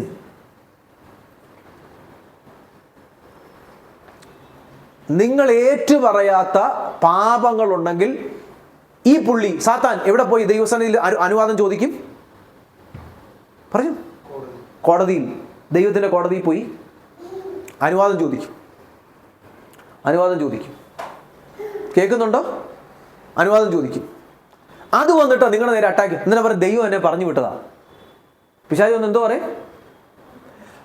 അല്ലല്ല, ദൈവം പെർമിഷൻ ഒന്നും പറയത്തില്ല. ദൈവം എന്നെ അയച്ചാൽ നിന്നെ ഉപദ്രവിക്കുക. നമ്മളതിനെ നിനക്ക് ചായ വേണോ, ഉപ്പിട്ട ചായ വേണോ, മധുരമിട്ട ചായ വേണോ, എന്താ ചായ കൊടുക്കും പിശാചിന്. ദൈവത്തിൻ്റെ പ്രിൻസിപ്പിൾസ് അറിയത്തില്ല. പിശാചി എന്ന് പറയുന്ന പകുതി സത്യമാണ്. ദൈവം പറഞ്ഞു വിട്ടതാ. കറക്റ്റാണ്. ദൈവസന്നിധിയിൽ നിന്ന് ഒരിക്കലും വരുന്നത്. നിങ്ങൾക്ക് അറിയുന്നില്ല ദൈവത്തിൻ്റെ പ്രിൻസിപ്പിൾ എന്തുവാന്ന്. അപ്പം നമ്മൾ പിശാചിന് ചായയും വെച്ച് കൊടുക്കും, കാപ്പിയും കൊടുക്കും. നെവർ. പിശാച് വഞ്ചകനാ. അവൻ പകുതി സത്യം പറഞ്ഞുകൊണ്ട് വരുന്നവനാ. നിങ്ങൾക്ക് മനസ്സിലാവുന്നുണ്ടോ? പിശാച് വരുന്ന എവിടുന്ന് അനുവാദം മേടിച്ചുകൊണ്ട് വരുന്ന? പറഞ്ഞേ, ദൈവത്തിൽ നിന്ന്, കോടതിയിൽ നിന്ന് അനുവാദം മേടിച്ചുകൊണ്ട് വരിക. എന്നിട്ട് നമ്മളോട് പറയുന്നത് എന്തുവാ? ദൈവം എന്നെ വിട്ടതാ നിന്നെ ഉപദ്രവിക്കാൻ. എടാ, ദൈവം അങ്ങനെ വിട്ടതല്ല. ഇതിൻ്റെ പിന്നിലുള്ള റീസൺ എന്താ? ദൈവം എന്തുകൊണ്ട് അനുവദിച്ചേ? നീ ഏറ്റു പറഞ്ഞാൽ നിനക്ക് ഇവനെ ഓടിച്ചുകൂടാ. നിങ്ങൾക്കറിയാമോ? ഇനിയും പറ. ശൗൽ മരിച്ചു പോകുമെന്ന്, കിങ് സോൾ മരിച്ചു പോകുമെന്ന് വെളിച്ചപ്പാടത്തിൽ വിളിച്ച ദുരാത്മാവിന് എങ്ങനെ അറിയാം? ഇപ്പം വല്ലതും മനസ്സിലാവുന്നുണ്ടോ? ആ കഥ മറന്നുപോയോ? ഒരിക്കൽ ശൗൽ രാജാവ് വേഷം മാറി ഒരു വെളിച്ചപ്പാടത്തിൽ അടുക്ക പോയി. ശമൂവേൽ മരിച്ചുപോയി. ആലോചന ചോദിക്കാൻ ആരുമില്ല. പുള്ളി ഒരിക്കൽ പുള്ളിയുടെ ശൗര്യത്തിലും തീഷ്ണതയിലും ഒത്തിരി വെളിച്ചപ്പാടത്തിമാരെ കൊന്നുകളഞ്ഞു.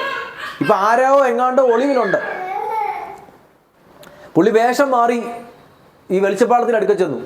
വെളിച്ചപ്പാടത്തിന് പറഞ്ഞു, എനിക്ക് ശമൂവേലിനെ വിളിച്ചു തരണം എന്ന്. അയ്യോ, വെളിച്ചപ്പാടത്തിൽ അങ്ങനെ ചെയ്യല്ലേ, ശൗൽ രാജാവിനെ അറിയത്തില്ലയോ, മുന്നി വന്നിരിക്കുക ശൗല, അവൻ എന്നെ അറിഞ്ഞു കഴിഞ്ഞാൽ കൊന്നുകളെ. ഇതെല്ലാം ഞാൻ പണ്ടേ കട്ടവും പടയെല്ലാം മടക്കി വെച്ചേക്കും, പക്ഷേ പൂത്തി വെച്ചിട്ടുണ്ട് എവിടെയോ, ആ സാധനങ്ങളെല്ലാം കൂടെ എടുക്കണം. അയ്യോ, ശൗൽ രാജാവ് പറഞ്ഞ ഇല്ല, നിന്നെ കൊല്ലത്തില്ല എന്ന് പറഞ്ഞ് എല്ലാം ഉറപ്പ് കൊടുത്തു. നിനക്ക് ഞാൻ പറയത്തില്ല എന്ന് സത്യം ചെയ്തു. അമ്മ വെളിച്ചപ്പാടത്തിൽ പണ്ടത്തെ സാധനങ്ങളെല്ലാം തപ്പിപ്പറക്കി എടുത്ത് ചെയ്യാൻ തുടങ്ങിയാൽ മനസ്സിലായത് എനിക്ക് വന്നേക്കുന്ന ശൗലാന്ന്. അയ്യോ, കൊല്ലത്തില്ല എന്ന് പറഞ്ഞു. വിളിച്ചു തരാൻ പറഞ്ഞു. ആരെയാണ് വിളിച്ചു കൊടുത്തേ? ശമൂവേലിനെ വിളിക്കാൻ പറഞ്ഞു. ശമൂവേൽ എവിടെ നിന്നാണ് കയറി വരുന്നത്? പാതാളത്തിൽ നിന്ന്. വേണ്ട ഒരു ദേവൻ കയറി വരുന്ന പോലെ കയറി വരുന്നു. അവൻ്റെ വേഷം ഇതെല്ലാം ഉണ്ട്. കയറി വന്നിട്ട് പറഞ്ഞത് എന്തുവാ? അടുത്ത ദിവസം യുദ്ധം നടക്കും, ഈ യുദ്ധത്തിൽ നീ പട്ടുപോകും, നീ എൻ്റെ കൂടെ ഇരിക്കും, നീ എൻ്റെ കൂടെ ഇരിക്കുമെന്ന്. നെടുമ്പാട് വീണു. ശമൂവേല കയറി വന്നെന്ന് ഓർത്തുകൊണ്ട് ശൗൽ രാജാവ്, നിങ്ങൾ കഥ ഓർക്കുന്നുണ്ടോ ഇത്? നെടുമ്പാട് വീണു. പക്ഷെ കയറി വന്നത് ആരാ? പിശാച്. ആരുടെ വേഷം ധരിച്ചാ കയറി വന്നേ? ശമൂവേലിന്റെ. നിങ്ങൾ ഇതിനെ പഠിപ്പിച്ചിട്ടുണ്ട്, ശമൂവേലിന്റെ വേഷം ധരിച്ചു. എന്നാൽ പിന്നെ നിങ്ങൾ അടുത്ത ചോദ്യം, ഈ പിശാചിന് എങ്ങനെ മനസ്സിലായ സത്യം? കറക്റ്റ് അല്ലേ? ഈ പിശാചിന് അടുത്ത യുദ്ധം നടക്കുമെന്നും യുദ്ധത്തിൽ ശൗൽ രാജാവ് പട്ടുപോകുമെന്നും ഇരിക്കുമെന്നും എങ്ങനെ മനസ്സിലായ സത്യം? പറഞ്ഞു. പിശാചിന് എവിടുന്ന് മനസ്സിലായി? പിശാച് ഓൾറെഡി ദൈവസന്നിധി ചെന്ന് പെർമിഷൻ എടുത്ത്, കോടതിയിൽ നിന്ന് പെർമിഷൻ എടുത്ത് റെഡിയാക്കി വെച്ചേക്കാം. അടുത്ത യുദ്ധത്തിൽ ഇവൻ തകർന്നു. നരകം മൊത്തം വിളംബരം ചെയ്തു. നരകത്തിലെ പേപ്പറെല്ലാം, ചൂട് പേപ്പർ എല്ലാം ന്യൂസ് പേപ്പർ അടിച്ച് വിട്ടിട്ട് പറഞ്ഞ് അടുത്ത യുദ്ധത്തിൽ നിങ്ങളെല്ലാം കേട്ടോണേ, നമ്മുടെ ശൗൽ രാജാവിനെ നമ്മൾ തകർത്ത് കളയും. നരകം മൊത്തം പബ്ലിഷ്ഡാ. അത് ആർക്കറിയാം? ദുരാത്മാവിനറിയാം. ആ ദുരാത്മാവ് കയറി വന്നിട്ടാണ് പറയുന്നത്. എന്തോ പറയുന്നത്? ദുരാത്മാവ് കയറി വന്നിട്ട് പറയുക, ശൗലേ, നീ അടുത്ത യുദ്ധത്തിൽ പട്ടുപോകും, നീ മരിക്കും, നീ എൻ്റെ കൂടെ ഇരിക്കുമെന്ന്. എങ്ങനെ പിശാചിന് സത്യം മനസ്സിലായി? എവിടെ പോയി ക്ലെയിം ചെയ്തു? നിങ്ങൾ മനസ്സിലാവുന്നല്ലേ പറഞ്ഞേ? എവിടെ പോയി ക്ലെയിം ചെയ്തു? കോടതി പോയി ക്ലെയിം ചെയ്തു. നീ ലാസ്റ്റ് വേർഡും കൂടെ നിങ്ങളെ പഠിപ്പിച്ചിട്ട് ഞാൻ നിർത്താം കേട്ടോ. ലാസ്റ്റ് വേർഡും കൂടെ.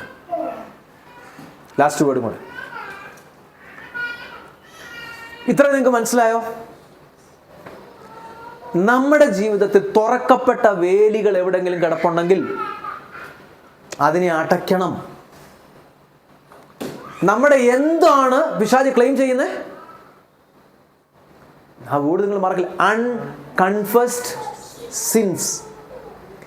ദൈവം പറഞ്ഞു വിടുന്നല്ല, ദൈവ നീതിമാനാ. നിങ്ങൾ ദൈവസന്നിധി നെടുമ്പാട് വീണ് നോക്കിക്കേ, ഏറ്റു പറഞ്ഞേ, രക്തത്തിൽ. അതിലേക്ക് വരാം. അതിനു ഒരു ഉദാഹരണം കൂടെ പറയട്ടെ. റിബേക്ക ബ്രൗൺ എന്ന് പറഞ്ഞൊരു ദൈവദാസിയുണ്ട്. ഭയങ്കര സ്പിരിച്വൽ വാർഫെയറിൻ്റെ കാര്യങ്ങൾ ചെയ്ത് ജീവനോടുണ്ട്. ഡോക്ടർ റിബേക്ക ബ്രൗൺ ഭയങ്കര. ആ ഡോക്ടർ സാത്താൻ്റെ ഒരു കാലത്തെ ഹൈ പ്രീസ്റ്റായിരുന്ന, സാത്താൻ ലൂസിഫർ ഇറങ്ങി വന്ന് ഭൂമി വന്ന് കല്യാണം കഴിച്ച ഒരു ലേഡിയുണ്ട്. ആ ലേഡിയുടെ പേര് ഹെലൈൻ എന്നാ. ആ ഹെലൈനെ വിടുവിക്കാൻ ദൈവം ഉപയോഗിച്ച ഒരു മെഡിക്കൽ ഡോക്ടറാണ് ഡോക്ടർ റിബേക്ക ബ്രൗൺ. അവരുടെ ജീവിതത്തിൽ ഈ സാത്താൻ്റെ അറ്റാക്കിൽ കൂടെ പോയേക്കുന്നതെല്ലാം താൻ ബുക്കുകൾ എഴുതിയിട്ടുണ്ട്. ഭയങ്കര സ്പിരിച്വൽ വാർഫെയർ ബുക്കാണ്. He set captive free, the chosen vessel. ഭയങ്കര. ഞാനത് ഒരു ബുക്ക് വായിച്ചിട്ടുണ്ട്, ഒന്നും എൻ്റെ ഇരിപ്പുണ്ട്. He set captive free. അവൻ ബന്ധിതരെ മോചിക്കാൻ വന്നു. ചോസൺ വെസൽ എന്നൊക്കെ പറയുന്ന ബുക്കുകളുണ്ട്. ഭയങ്കര സ്പിരിച്വൽ വാർഫെയറിൻ്റെ ബുക്കുകളാണ്. അവരുടെ ടെസ്റ്റ് മണിയും കിടപ്പുണ്ട്. ഈ ഡോക്ടർ സാത്താൻ്റെ അറ്റാക്കിൽ കൂടെ പോയി, കാരണം സാത്താൻ്റെ ഹൈ പ്രീസ്റ്റിനെ വിടുവിക്കാൻ ഉപയോഗിച്ച, സാത്താൻ്റെ ഭൂമിയിലെ ഹൈ പ്രീസ്റ്റ് ഒരു ലേഡിയെ നിങ്ങൾ ഓർക്കണേ. ഈ ഭയങ്കരമാണ്. ഈ ഡോക്ടർ ഒരിക്കൽ തൻ്റെ ജോലി കഴിഞ്ഞിട്ട് മുറിയിലേക്ക് വരുന്നു, തൻ്റെ റൂമിലേക്ക് വരുന്ന സമയത്ത് പ്രാർത്ഥിക്കാമെന്ന് എനിക്ക് തോന്നുന്നു. താൻ പ്രാർത്ഥിക്കാൻ മുട്ടുമടക്കിയിട്ട് അവിടെ ഇരുന്നിട്ട് പ്രാർത്ഥിക്കുക, ദൈവമേ, പരിശുദ്ധമാ തൻ്റെ ഓർമ്മ കൊടുത്തു, നീ ഞാനും കൂടെയുള്ള കവനൻ്റ് റിന്യൂ ചെയ്യാൻ. ഈ മകൾക്ക് ദൈവഹൃദയത്തിൽ തോന്നിച്ചതുപോലെ താൻ പോയൊരു ഡയറി എടുത്തിട്ട് തൻ്റെ പ്രധാനപ്പെട്ട ഡയറി എടുത്തിട്ട് അതിനകത്തോട്ട് തൻ്റെ കണ്ണുനീരോടെ ആ മകൾ എഴുതി. അപ്പാ അങ്ങ് മാത്രമാണ് എൻ്റെ ദൈവം, അങ്ങയെ ഞാൻ സേവിക്കും. എൻ്റെ ജീവിതത്തിൽ അനേക കഷ്ടതകളും വേദനകളും വന്നു. ഞാൻ ഇനിയും കൂടുതൽ അങ്ങയോട് അടുക്കും. വേദന വരുമ്പോഴും കൂടുതൽ അങ്ങയ്ക്ക് ഞാൻ മഹത്വം തരും, അങ്ങയെ ഞാൻ ഓണർ ചെയ്യും. എല്ലാം എഴുതി, കണ്ണുനീര് കൊണ്ട് എഴുതി. താൻ പേപ്പറിൽ എഴുതുമെന്നുള്ള വേർഡിനെക്കാട്ടിലും ഇങ്ക് കൊണ്ട് എഴുതിയെന്നല്ല, താൻ കണ്ണുനീര് കൊണ്ട് എഴുതിയെന്ന. കാരണം കരഞ്ഞുകൊണ്ട് എഴുതുന്നത്. കാരണം പരിശുദ്ധമാവ് എനിക്ക് ഭയങ്കര കൺവിക്ഷൻ കൊടുക്കാം. എഴുതി, താൻ കരഞ്ഞു. എന്നിട്ട് താൻ ഇങ്ങനെ പ്രാർത്ഥിച്ചു, ദൈവമേ, ഞാൻ സൺഡേ പള്ളിയിൽ പോകുമ്പോൾ ഞാൻ ആരോടും പറയത്തില്ല, ഞാൻ ഈ ഡയറി വെച്ചേക്കും. ആ പള്ളിയിൽ ഒരു ദൈവദാസനുണ്ട്, എനിക്കറിയാം അദ്ദേഹം ഒരു ഭയങ്കര സ്ട്രോങ് ദൈവദാസനാണ്, ഒരു പ്രാർത്ഥിക്കുന്ന ദൈവദാസൻ. ബാക്കിയുള്ളവരെല്ലാം ഒന്നും അങ്ങനെ അല്ലെന്നല്ല, ഇദ്ദേഹം ഭയങ്കരമായിട്ട് പരിശുദ്ധാത്മാവായിട്ട് അടുത്ത് ജീവിക്കുന്ന വ്യക്തിയാണ്. അദ്ദേഹം വന്ന് എനിക്ക് വേണ്ടി പ്രാർത്ഥിക്കണം. ഇത് മുറിയിൽ നിന്ന് പ്രാർത്ഥിച്ചു ആ ദിവസങ്ങളിൽ സൺഡേ ആരോടും പറഞ്ഞില്ല. ബൈബിൾ കൊണ്ടുവന്ന കൂട്ടത്തിൽ ഈ ഡയറിയും കൊണ്ടുപോയി. ഡയറിയും കൊണ്ടുപോയിട്ട് സൺഡേയിൽ ഏതോ ഒരാൾ പ്രസംഗിക്കാൻ വന്നപ്പോൾ ഓൾട്ടർ കോൾ കൊടുത്തു. ഈ മകളും ഫ്രണ്ടിൽ ചെന്നിട്ട് നീൽ ഡൗൺ ചെയ്തിട്ട് ഈ മകൾ പ്രാർത്ഥിക്കുക. അപ്പോൾ ആ പാസ്റ്ററോ അവിടുത്തെ പാസ്റ്ററോ ഇങ്ങനെ പ്രാർത്ഥിച്ചു വരുന്ന കൂട്ടത്തിൽ നിങ്ങൾ ശ്രദ്ധിച്ചോണേ, അവിടെ ഇരുന്ന പാസ്റ്റേഴ്സിൻ്റെ കൂട്ടത്തിലോ ലീഡേഴ്സിൻ്റെ കൂട്ടത്തിലോ ഇരുന്ന ആ ദൈവദാസൻ പുള്ളിക്കാരൻ എഴുന്നേറ്റിട്ട് ഈ മകളുടെ ഇടയ്ക്കൂടെ വന്നിട്ട് ഈ മകളുടെ മേൽ കൈവച്ചിട്ട് ഇദ്ദേഹം പ്രാർത്ഥിക്കുന്നത് ഈ മകൾ ഡയറിയിൽ എന്തോ ആണ് എഴുതിയിരിക്കുന്നത്, അത് കൺഫസ് ചെയ്ത് പ്രാർത്ഥിക്കുക. ഈ മകൾ പറയാ, ഞാൻ ആ ഫ്രണ്ടിൽ അൾത്താരയിൽ നിന്ന് കരയാൻ തുടങ്ങി. കാരണം ദൈവം എനിക്ക് കൺഫർമേഷൻ തരിക. കരഞ്ഞു. ഇദ്ദേഹം അവർക്ക് വേണ്ടി മാത്രം പ്രാർത്ഥിച്ചു. ഇദ്ദേഹം പോയി എവിടെ പോയിരുന്നു? നിങ്ങൾക്ക് മനസ്സിലാവുന്നുണ്ട് ഞാൻ പറയുന്നത്? ഈ മകൾക്ക് വേണ്ടി മാത്രം പ്രാർത്ഥിച്ചിട്ട് ഈ പാസ്റ്റർ പോയി എവിടെ പോയിരുന്നു? ഇത് ആ മകൾക്ക് ഒരു കൺഫർമേഷനാണ്. ഈ പാസ്റ്റർക്ക് എന്തുവാന്ന് അറിയത്തില്ല, കൺഫർമേഷനാണ്. ഇത് കഴിഞ്ഞു.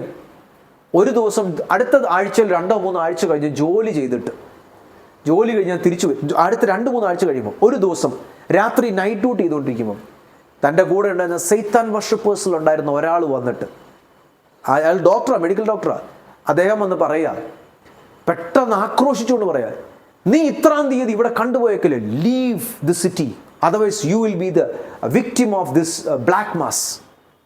നീ ആയിരിക്കും ഈ കറുത്ത കുർബാനയുടെ ഇര, നീ ആയിരിക്കും, ഈ സിറ്റിയിൽ നീ പൊക്കോ എന്ന് പറഞ്ഞിട്ട് അലറി കൂവി പറയും. ഇവൻ്റെ മുഖഭാവം മാറി. അപ്പോൾ ഇവക്കൊരു ഇൻഫർമേഷൻ കിട്ടി, ഇവളെയാണ് ഈ പ്രാവശ്യത്തെ ബ്ലാക്ക് മാസിന്, കറുത്ത കുർബാനയുടെ ഇര ഇവളാ. നിങ്ങളിതൊന്നും പോയി ദയവ് ചെയ്ത് പോയി സെർച്ച് ചെയ്യല്ലേ, ഇത് ഇൻഫർമേഷൻ കിട്ടി. ഇത് ഈ മകൾക്ക് 2-3 പ്രാവശ്യം ഇതേ സെയിം കാര്യങ്ങൾ നടക്കാൻ തുടങ്ങി. ഈ മകൾ എന്തോ എടുത്തെന്നറിയാമോ? ഈ മകള് ഇങ്ങനെ ഇതുമായിട്ട് അലേർട്ടായിട്ട് നടക്കുക. പക്ഷെ ഈ സിറ്റി വിട്ട് പോകത്തില്ലെന്ന് തീരുമാനിച്ചു. ദൈവം പറയാത്തടത്തോളം ഞാൻ പോകത്തില്ലെന്ന് തീരുമാനിച്ചു. ഈ മകള് ഒരു ദിവസം 2-3 ആഴ്ച കഴിഞ്ഞു മുറി പ്രാർത്ഥിക്കാൻ വന്നു. തനിക്ക് മനസ്സിലായി തൻ്റെ നേരെ എന്തോ സ്പിരിച്വൽ വാർഫെയർ നടക്കുന്നു. താൻ പ്രാർത്ഥിക്കാൻ മുട്ടുമടക്കിയപ്പോൾ ഈ മകളെ ദൈവം സ്വർഗത്തിൽ കൊണ്ടുപോകാം. തന്നെ സ്വർഗത്തിൽ കൊണ്ടുപോയി കാണിക്കുമ്പം ഈ മകൾ സ്വർഗത്തിൽ ഒരു സ്ഥലത്ത് നിൽക്കുന്നു. തേജസ്സിൻ്റെ സിംഹാസനം, ഭയങ്കര സിംഹാസനം. അവിടെ ഞാൻ പറഞ്ഞ കോടതി നിൽക്കുക. അവിടെ നിൽക്കുമ്പം കർത്താവിൻ്റെ വലത്തുഭാഗത്ത് പിതാവിൻ്റെ വലത്തുഭാഗത്ത് പുത്രനായ തമ്പുരാൻ നിൽക്കുന്ന കാണാം. ഈ മകൾ നിൽക്കുക. മറുഭാഗത്ത് നിന്ന് സാത്താൻ വാദിക്കുന്നത് ഈ മകളെ ദൈവം കാണിച്ചു കൊടുക്കുക. പേര് പറയുന്ന ആരുടെയാണെന്നറിയാമോ? ഈ മകളുടെ. സാത്താൻ വാദിക്കുന്നതെന്നറിയാമോ? ഈ മാസം ഞങ്ങളുടെ കറുത്ത കുർബാനയുടെ അന്ന് ഞങ്ങൾക്ക് നിന്റെ മകളെ തൊടാൻ, റിബേക്ക ബ്രൗണെ തൊടാൻ ഞങ്ങൾക്ക് പെർമിഷൻ തരണം. പെർമിഷൻ തരണം. അവള് നിന്നോടുള്ള കർത്താവെ അങ്ങയോടുള്ള സ്നേഹം വെറുതെയാ, അങ്ങയോടുള്ള സ്നേഹം ചെറുതാ, വെറുതെയാ, ചുമ്മാതാ എന്ന് പറഞ്ഞ് സാത്താൻ നിന്ന് വാദിക്കുക. ദൈവം ഇവളെ ഇവിടെ കൊണ്ടുവന്നിട്ട് കാണിച്ചു കൊടുക്കുക. പെട്ടെന്ന് ഈ മകൾ പറയാ, പിതാവാൻ ദൈവം എൻ്റെ നേരം തിരിഞ്ഞു. താൻ പേടിച്ചു പോയി എന്ന് പറഞ്ഞ ഭയങ്കരമായിട്ടും ഒരൊറ്റ ശബ്ദം, അതുപോലെ ബൈബിളിൽ എഴുതിയേക്കുന്ന പോലെ പെരുവെള്ളത്തിൻ്റെ ഇരച്ചിൽ പോലുള്ള ശബ്ദം. ചോദിച്ചു, മകൾ റിബേക്ക ബ്രൗൺ ചോദിക്കുക, നീ ഇതിനെക്കുറിച്ച് എന്തു പറയുന്നു? സാത്താൻ വാദിക്കുന്നെല്ലാം കേട്ട് ചോദിക്കുമ്പം ഈ മകൾ പറയാ, എൻ്റെ യജമാനനും ദൈവവും പിതാവുമായവനെ, അങ്ങയോട് ഞാൻ ഉടമ്പടി ചെയ്തത് അങ്ങ് അറിയുന്നല്ലോ. ആ 3-4 ആഴ്ചകൾക്ക് മുമ്പേ ആ മകൾ ഉടമ്പടി, പരിശുദ്ധാത്മാവ് നേരത്തെ നിർബന്ധിച്ചത് എന്തിനാ? ഉടമ്പടി ചെയ്തത്. ഞാൻ അങ്ങയോട് ഉടമ്പടി ചെയ്തതുണ്ടല്ലോ, അങ്ങ് മാത്രമേ എൻ്റെ ദൈവം, അങ്ങയാ മാത്രമേ ഞാൻ സേവിക്കുകയുള്ളൂ, അങ്ങേ ഉടമ്പടി അങ്ങേക്ക് അറിയാമല്ലോ ഞാൻ ചെയ്തത്. പിതാവാം ദൈവം ഇവിടെ നിന്ന് തിരിഞ്ഞ് സാത്താനെ നേരെ തിരിഞ്ഞിട്ട് പറയാ, സാത്താനെ നിനക്കറിയാമല്ലോ ഞാൻ ഒരിക്കലും എൻ്റെ എന്നോട് കവനൻ്റ് ചെയ്തവരെ ബ്രേക്ക് ചെയ്യത്തില്ലെന്ന്. നിനക്കോ നിൻ്റെ ആൾക്കാർക്കോ ഒരു കാലത്തും എൻ്റെ മകളെ തൊടാൻ പറ്റത്തില്ല, പൊക്കോളാൻ പറഞ്ഞു. ഈ മകളോട് കർത്താവ് മകളോട് പറഞ്ഞ് പൊക്കോളാൻ പറഞ്ഞു. ഈ മകൾ തിരിച്ചു വരിക. ഈ മകൾ തൻ്റെ ബുക്കിൽ അത് എഴുതിയേക്കുക.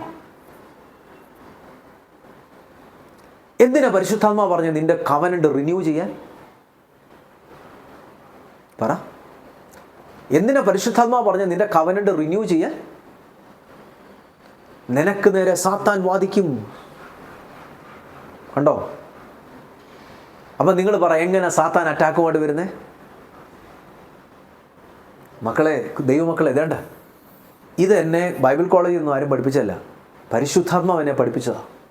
ഞാനതാ പറഞ്ഞു, ഈ സൂപ്പർ നാച്ചുറൽ പ്രൊട്ടക്ഷൻ ഭയങ്കര സ്പിരിച്വൽ മിസ്റ്ററി ഓപ്പൺ ചെയ്യുന്ന.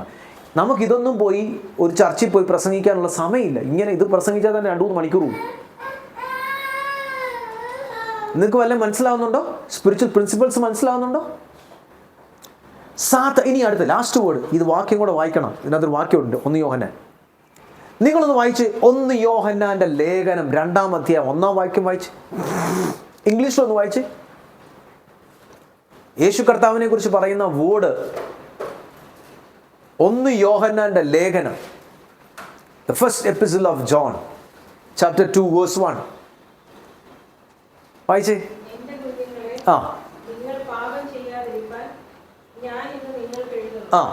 ഒരുത്തൻ പാപം ചെയ്തു എങ്കിലോ നീതിമാനായ യേശുക്രിസ്തു എന്ന കാര്യസ്ഥൻ നമുക്ക് പിതാവിന്റെ അടുക്കലുണ്ട്. അവൻ നമ്മുടെ പാപങ്ങൾക്ക് പ്രായശ്ചിത്തമാകുന്നു. നമ്മുടേതിന് മാത്രമല്ല സർവ്വലോകത്തിന്റെ പാപത്തിനും തന്നെ. ഇൻ ഇംഗ്ലീഷ് ഒന്ന് വായിച്ചേ. My children, I am writing these things to you so that you may not sin.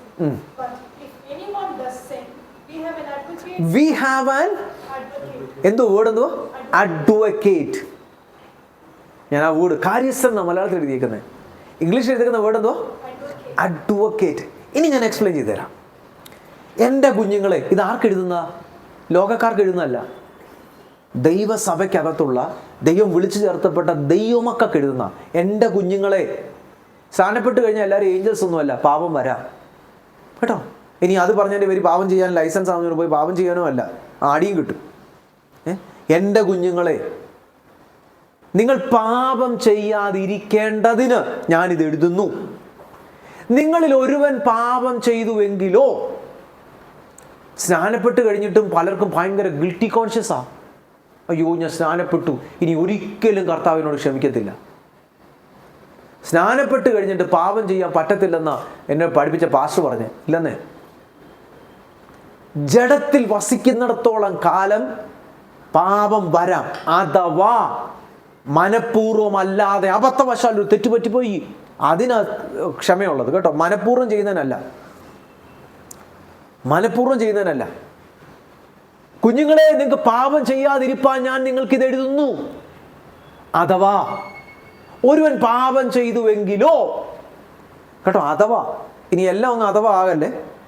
അഥവാ പാപം ചെയ്തുവെങ്കിലോ, നിങ്ങളുടെ പാപം ഏതെങ്കിലും വന്നിട്ടുണ്ടെങ്കിൽ നിങ്ങൾ അതിനകത്ത് കിടക്കല്ലേ, അതിനെ ഏറ്റുപറഞ്ഞ് ഉപേക്ഷിക്കണം. നിങ്ങൾ ആരുടെ അടുക്കൽ ഓടിച്ചെല്ലണം? യേശുവിൻ്റെ സന്നിധിയിൽ ഓടിച്ചെല്ലണം.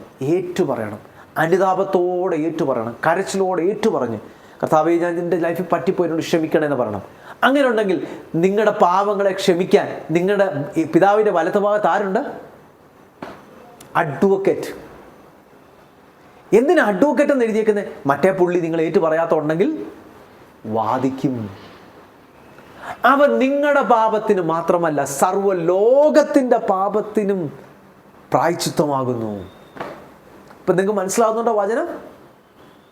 പറഞ്ഞേ, മനസ്സിലാവുന്നുണ്ടോ? അപ്പം നമ്മുടെ ലൈഫിൽ തെറ്റുകൾ വരുമ്പം ഏറ്റു പറയാതിരിക്കല്ലേ. കർത്താവേ, ഞാൻ ഏറ്റു പറയുന്നില്ല എന്ന് പറഞ്ഞുകൊണ്ടിരിക്കല്ലേ. ഏറ്റു പറയണം. പറയാതും ഇരിക്കുന്നുണ്ടെങ്കിലാണ്, മറഞ്ഞു കിടക്കുന്ന പാപങ്ങളുണ്ടെങ്കിലാണ് ആര് പോയി ക്ലെയിം ചെയ്യുന്നേ? കർത്താവേ ഇതുകൊണ്ട് അവൻ ഏറ്റു പറഞ്ഞിട്ടില്ല, അവനെ ചെയ്തു, ഇത്രയൊന്നും അങ്ങയുടെ മകനാ, അവനിത് ചെയ്യണ്ടായിരുന്നു എന്നിട്ട് ഏറ്റു പറഞ്ഞിട്ടില്ല. അങ്ങ് പാപം കണ്ടാൽ മറയ്ക്കുന്നവനല്ല. കർത്താവിനോട് ഏറ്റു പറയും. വരും.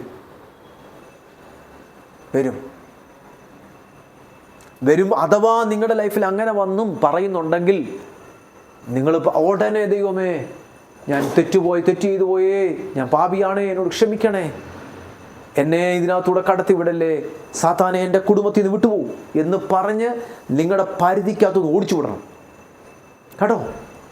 മനസ്സിലാവുന്നുണ്ടോ? അക്യൂസർ ഇവൻ അപവാദം പറയുന്നവനാണ്. ഇനി അപവാദം പറയുന്നവനെ കുറിച്ച് മറ്റൊരു അപവാദം പറയാൻ ഇവൻ ദൈവസന്നിധി ചെല്ലും. ചില സമയത്ത് ഇവൻ്റെ ഏജന്റുമാരെ ഉപയോഗിച്ച് അപവാദം പറയിപ്പിക്കും. അത് മനുഷ്യരോട് പറയിപ്പിക്കും. നമ്മുടെ നാവ് ഒരിക്കലും അപവാദം പറയാൻ വിട്ടുകൊടുക്കരുത്. മറ്റൊരാളെക്കുറിച്ച് നിങ്ങളുടെ ചിന്തയിൽ കൂടെ വന്നതായിരിക്കാം. എല്ലാ കാര്യങ്ങളും നിങ്ങൾ ചിലത് അറിഞ്ഞതായിരിക്കാം, കേട്ടതായിരിക്കാം, ചിലത് അനുഭവിച്ചതായിരിക്കാം. എനിക്ക് ഇപ്പം ആയിരിക്കട്ടെ, അയ്യായിക്ക് ഞങ്ങൾ തമ്മിൽ നല്ല സ്നേഹിതരാണ്, അല്ലെങ്കിൽ നിങ്ങൾ ആരെങ്കിലും ആവട്ടെ, ഞാൻ അയ്യായുടെ പേര് ഉപയോഗിക്കാം, എൻ്റെ സ്നേഹിതനാട്ടെ.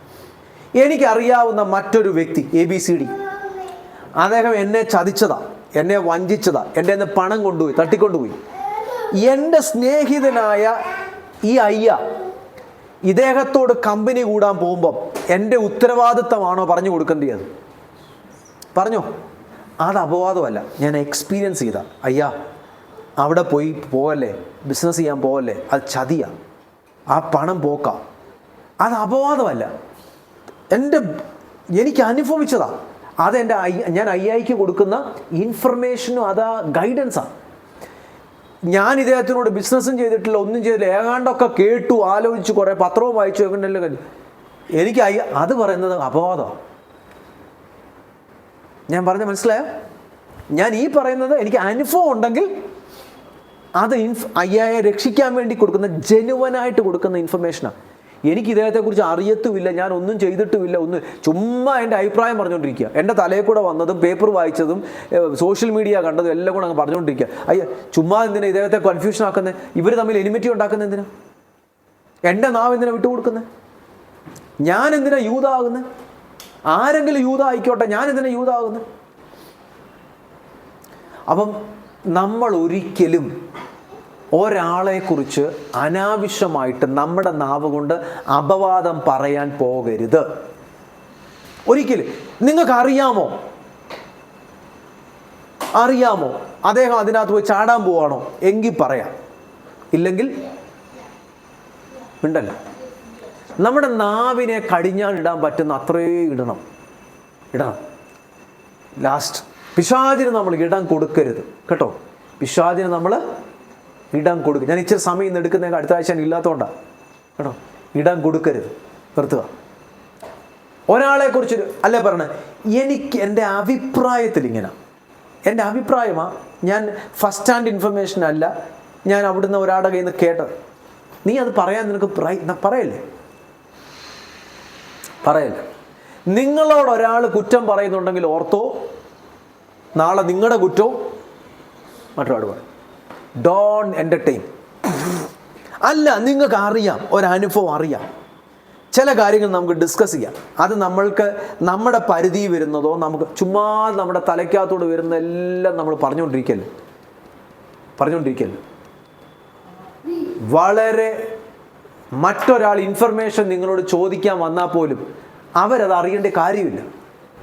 ഞാൻ എൻ്റെ ജോലി ന്യൂസ് പേപ്പർ ജോലിയല്ല.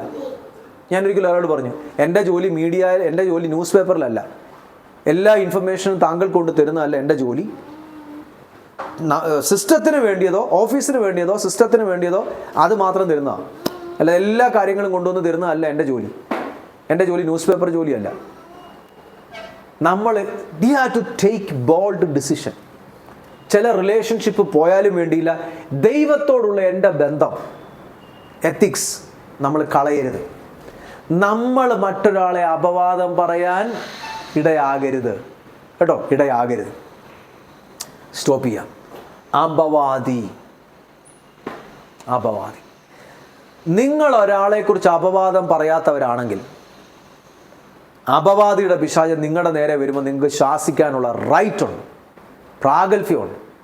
അല്ല, ഞാൻ അപവാദം പറയുന്ന ഒരാളാണ് എന്ന് വെച്ചോ, എൻ്റെ നേരെ വന്നപ്പോൾ ഞാൻ ശാസിക്കുക, പിശാച് പറയാ, എടാ ഇവിടെ പോകാനാ ഞാൻ, നീ എന്നെക്കുറിച്ച് ഇത്ര നേരം പറഞ്ഞുകൊണ്ടിരുന്നത്, നീ എന്നെക്കുറിച്ച് പിന്നെ ആരോടൊക്കെ നീ എന്തോ എന്നെ ശാസിക്കും, നിനക്ക് എന്താ റൈറ്റ് എന്താ? നിന്റെ നേരെ വന്നപ്പോൾ നിനക്ക് ശാസിക്കാൻ പറ്റും, പക്ഷെ നീ ഇത്ര നേരം മറ്റുള്ളവരോട് അപവാദം പറഞ്ഞുകൊണ്ടിരിക്കുമല്ലായിരുന്നോ? ചെയ്യല്ലേ. ഇതുപോലെ ജലസിയുടെ പിശാച്, ഞാൻ മിക്കവാറും ആ പ്രശ്നം എടുത്തിടും, ജലസി എന്നുള്ളത്. കാരണം പല വ്യക്തികളുടെ അടുക്കലും സ്പിരിറ്റിൽ കർത്താവിനോട് ഞാൻ പലപ്പോഴും ജലസി, സ്പിരിറ്റ് ഓഫ് ജലസി. നിങ്ങൾക്ക് സ്പിരിറ്റ് ഓഫ് ജലസിയെ ശാസിക്കാൻ യേശുവിൻ്റെ നാമത്തിൽ എൽബേത്തേൽ ചർച്ചിന് മീതെ വ്യാപരിക്കുന്ന സ്പിരിറ്റ് ഓഫ് ജലസിയെ ഞാൻ ബൈൻഡ് ചെയ്യുന്നു എന്ന് പറഞ്ഞ സ്വർഗം അതിനെ ബൈൻഡ് ചെയ്യും. എനിക്കറിയാം. കാരണം എൻ്റെ അകത്ത് മറ്റൊരു സഭയോടും ജലസിയില്ല. യേശുവിൻ്റെ നാമത്തിൽ ഇവിടെ ഇരിക്കുന്ന ദൈവമക്കൾക്ക് അനുഗ്രഹിക്കപ്പെടട്ടെ, അല്ലെങ്കിൽ എൻ്റെ നേരെ വരുന്ന ദുരാത്മാവെ വിട്ടുപോകാൻ പറയുമ്പം അത് പോയിരിക്കും. കാരണം എന്താ? എൻ്റെ അകത്ത് മറ്റൊരാളോടും ജലസിയില്ല. ഇവൻ നിങ്ങൾ തന്നെ ചിന്തിച്ചു, എൻ്റെ അകത്ത് മറ്റൊരാളുടെ ജലസി ഉണ്ടെങ്കിലോ ഞാൻ ഈ പിശാചിനോട് പറയാം, പോ പിശാചെന്ന് പറയും, പിശാച് ചിരിച്ചോണ്ട് പറയാം, ആരുടെ ഇടയ്ക്കാണ് നീ പോ, നിന്റെ അകത്ത് ഞാൻ ഇരിക്കുക, പിന്നെ എങ്ങനെ ഞാൻ പോകുന്നേ? ഞാൻ പറയുന്ന ആശയം മനസ്സിലാവുന്നുണ്ടോ? നിന്റെ അകത്ത് ഞാൻ ഇരിക്കുക, പിന്നെ നീ ആരെ ശാസിക്കുന്നേ? നീ മര്യാദയ്ക്ക് ഇരിക്കാൻ പറയും. ദൈവവൈതലേ, നമ്മുടെ ലൈഫ് യേശു കർത്താവ് പറഞ്ഞതുപോലെ ആയി തീരട്ടെ. ഞാൻ അങ്ങനെയാണെന്നൊന്നും പ്രൂവ് ചെയ്യില്ല, എൻ്റെ ലൈഫിൽ മിസ്റ്റേക്സ് ഉണ്ട്. യേശു ലോകത്തിൻ്റെ പ്രഭു വരുന്നു, അവൻ്റെ യാതൊന്നും എൻ്റെ കയ്യിലില്ല. ഈ ലോകത്തിൻ്റെ പ്രഭു വരുന്നു, അവൻ്റെ യാതൊന്നും എൻ്റെ കയ്യിലില്ല. നമ്മുടെ ലൈഫ് ദൈവസന്നിധിയിൽ വിശുദ്ധിയോടെ, നിഷ്കളങ്കതയോടെ കേട്ടോ. ജീവിതത്തിൽ ജഡത്തിൻ്റെ ബലഹീനത വരാം, നമ്മളെല്ലാം ബലഹീനത. പൗലോസ് തന്നെ പറയുന്നുണ്ട്, ഞാൻ ബലഹീനനാ, ഞാൻ പിടിക്കാമോ എന്ന് വെച്ച് ഓടുന്നേ ഉള്ളെന്ന്. പൗലോസ് പറയുന്നത് വേണമെന്നോ, ഞാൻ പിടിക്കാമോ എന്ന് വെച്ച് നമ്മളെല്ലാം ബലഹീനരാണ്. ഇവിടെ നിന്ന് പ്രസംഗിക്കുന്ന ഞാനും, പൗലോസ് പറഞ്ഞു ബലഹീനരിൽ ഒന്നാമനാ. പക്ഷേ മറ്റൊരാളെ തകർക്കാനോ, മറ്റൊരാളെ വഞ്ചിക്കാനോ, മറ്റൊരാളെ കുഴിച്ചാടിക്കാനോ, മറ്റൊരാളുടെ ശുശ്രൂഷയ്ക്കെതിരോ നന്മയ്ക്കെതിരെയോ അങ്ങനെ ഒരു കാര്യത്തിൽ മറ്റൊരാൾക്കോ ദൈവസഭയ്ക്കോ ദൈവമക്കൾക്കെതിരെയോ ചിന്തിക്കത്തില്ല. ഇന്നുവരെ ദൈവകൃപയിൽ ഇനി സൂക്ഷിക്കട്ടെ. ഞാൻ പറഞ്ഞു, എനിക്ക് ദൈവം തന്നേക്കുന്ന ദൈവമക്കളെ എല്ലാവരെയും, ഇവിടുത്തെ സഭ മാത്രമല്ല, ഒരു ദൈവം എന്ന് പറഞ്ഞാൽ എനിക്ക് ഇഷ്ടമാണ്. എൻ്റെ യേശുപ്പച്ചൻ്റെ രക്തം കൊണ്ട് വീണ്ടെടുക്കപ്പെട്ട ദൈവമക്കളാണ്. അത് ഏത് സഭ എന്നുള്ളതാകട്ടെ, ഏത് ചർച്ചാകട്ടെ. ഞാൻ അസംബ്ലീസ് ഓഫ് ഗോഡിൻ്റെ പാസ്റ്ററാണ്, പക്ഷേ എനിക്ക് സഭ സംഘടന യാതൊരു വ്യത്യാസമില്ല. എൻ്റെ യേശുവിൻ്റെ രക്തം കൊണ്ട് വീണ്ടെടുക്കപ്പെട്ടവരാണോ എൻ്റെ ദൈവമക്കൾ? യേശുവിൻ്റെ രക്തം കൊണ്ട് വീണ്ടെടുക്കപ്പെട്ടവരാ. എൻ്റെ അപ്പൻ്റെ രക്തത്താൽ വീണ്ടെടുക്കപ്പെട്ട ദൈവമക്കൾ അനുഗ്രഹിക്കപ്പെടട്ടെ. അനുഗ്രഹിക്കുക. ഒരാളോട് പോലും നിങ്ങൾ തിന്മ ചെയ്യാൻ പോകരുത് കേട്ടോ. നമ്മുടെ ഫ്ലഷ് പറയും തിന്മ ചെയ്യുക, പക്ഷെ ബൈബിൾ പറയും നന്മയാൽ തിന്മയെ ജയിക്കണം. നിനക്ക് തിന്മ ചെയ്യാൻ ആ പുള്ളിക്കിട്ട് തൊഴി കൊടുക്കാൻ അവസരം കിട്ടും. അന്നേരം നീ എന്തോ ചെയ്യണം? തൊഴി കൊടുക്കണോ? തിന്മ ചെയ്യണോ? നന്മ ചെയ്യണോ? നന്മയാൽ തിന്മയെ ജയിക്കണം. അവസരം കിട്ടും, പക്ഷെ ചെയ്യല്ല്. നിങ്ങളെ ദൈവം ഉയർത്തും, തിന്മ ചെയ്യല്ല്. നിങ്ങൾക്ക് ദൈവം പണം തരും, തിന്മ ചെയ്യല്ല്. നിങ്ങൾക്ക് ദൈവം പൊസിഷൻ തരും, തിന്മ ചെയ്യല്ല്. അവരെ അനുഗ്രഹിക്കണം, യോസഫ് ചെയ്തതുപോലെ അല്ലേ? ഓർക്കുന്നുണ്ടോ? അനുഗ്രഹിക്കണം. നന്മയാൽ നിങ്ങൾ യേശുവിനെ അനുസരിക്കുന്നതോറും നിങ്ങളെ ദൈവം ഉയർത്തിക്കൊണ്ടിരിക്കും. നമുക്ക് ഇന്ന് രാത്രി പ്രാർത്ഥിക്കാം. പിശാചിൻ്റെ യാതൊന്നും നമുക്ക് വേണ്ട കേട്ടോ. പിശാചിൻ്റെ യാതൊന്നും നമുക്ക് വേണ്ട. നമുക്ക് യേശുവിൻ്റെ ദിവ്യ സ്വഭാവത്തിന് കൂട്ടാളിയാകാം. നമ്മുടെ ജഡം എപ്പോഴെങ്കിലും വരാം. അയ്യോ 2 വണ്ണം പറയാൻ തോന്നും, പറയല്ലേ. അഥവാ എന്തെങ്കിലും ദേഷ്യപ്പെട്ട് പറഞ്ഞിട്ടുണ്ടെങ്കിൽ ക്ഷമ ചോദിക്കുക. ദൈവമേ, ഞാൻ തെറ്റിപ്പോയേ, എന്നോട് ക്ഷമിക്കണേ, ഞാൻ ബലഹീനനാപ്പാ, എന്നോട് ക്ഷമിക്കണേ. കുഞ്ഞുങ്ങളെ, നിങ്ങൾ പാപം ചെയ്യാതിരിപ്പാൻ ഞാൻ നിങ്ങൾക്ക് എഴുതുന്നു. നിങ്ങളിൽ ആരെങ്കിലും പാപം ചെയ്തു എങ്കിലോ നീതിമാനായ ഒരു മധ്യസ്ഥൻ, അഡ്വക്കേറ്റ് എന്നുള്ള വേർഡ് മനസ്സിലായോ? മലയാളത്തിൽ കാര്യസ്ഥൻ. ഇംഗ്ലീഷിൽ എന്തോ അഡ്വക്കേറ്റ്. അത് കോടതിയിലാണ് അഡ്വക്കേറ്റ്.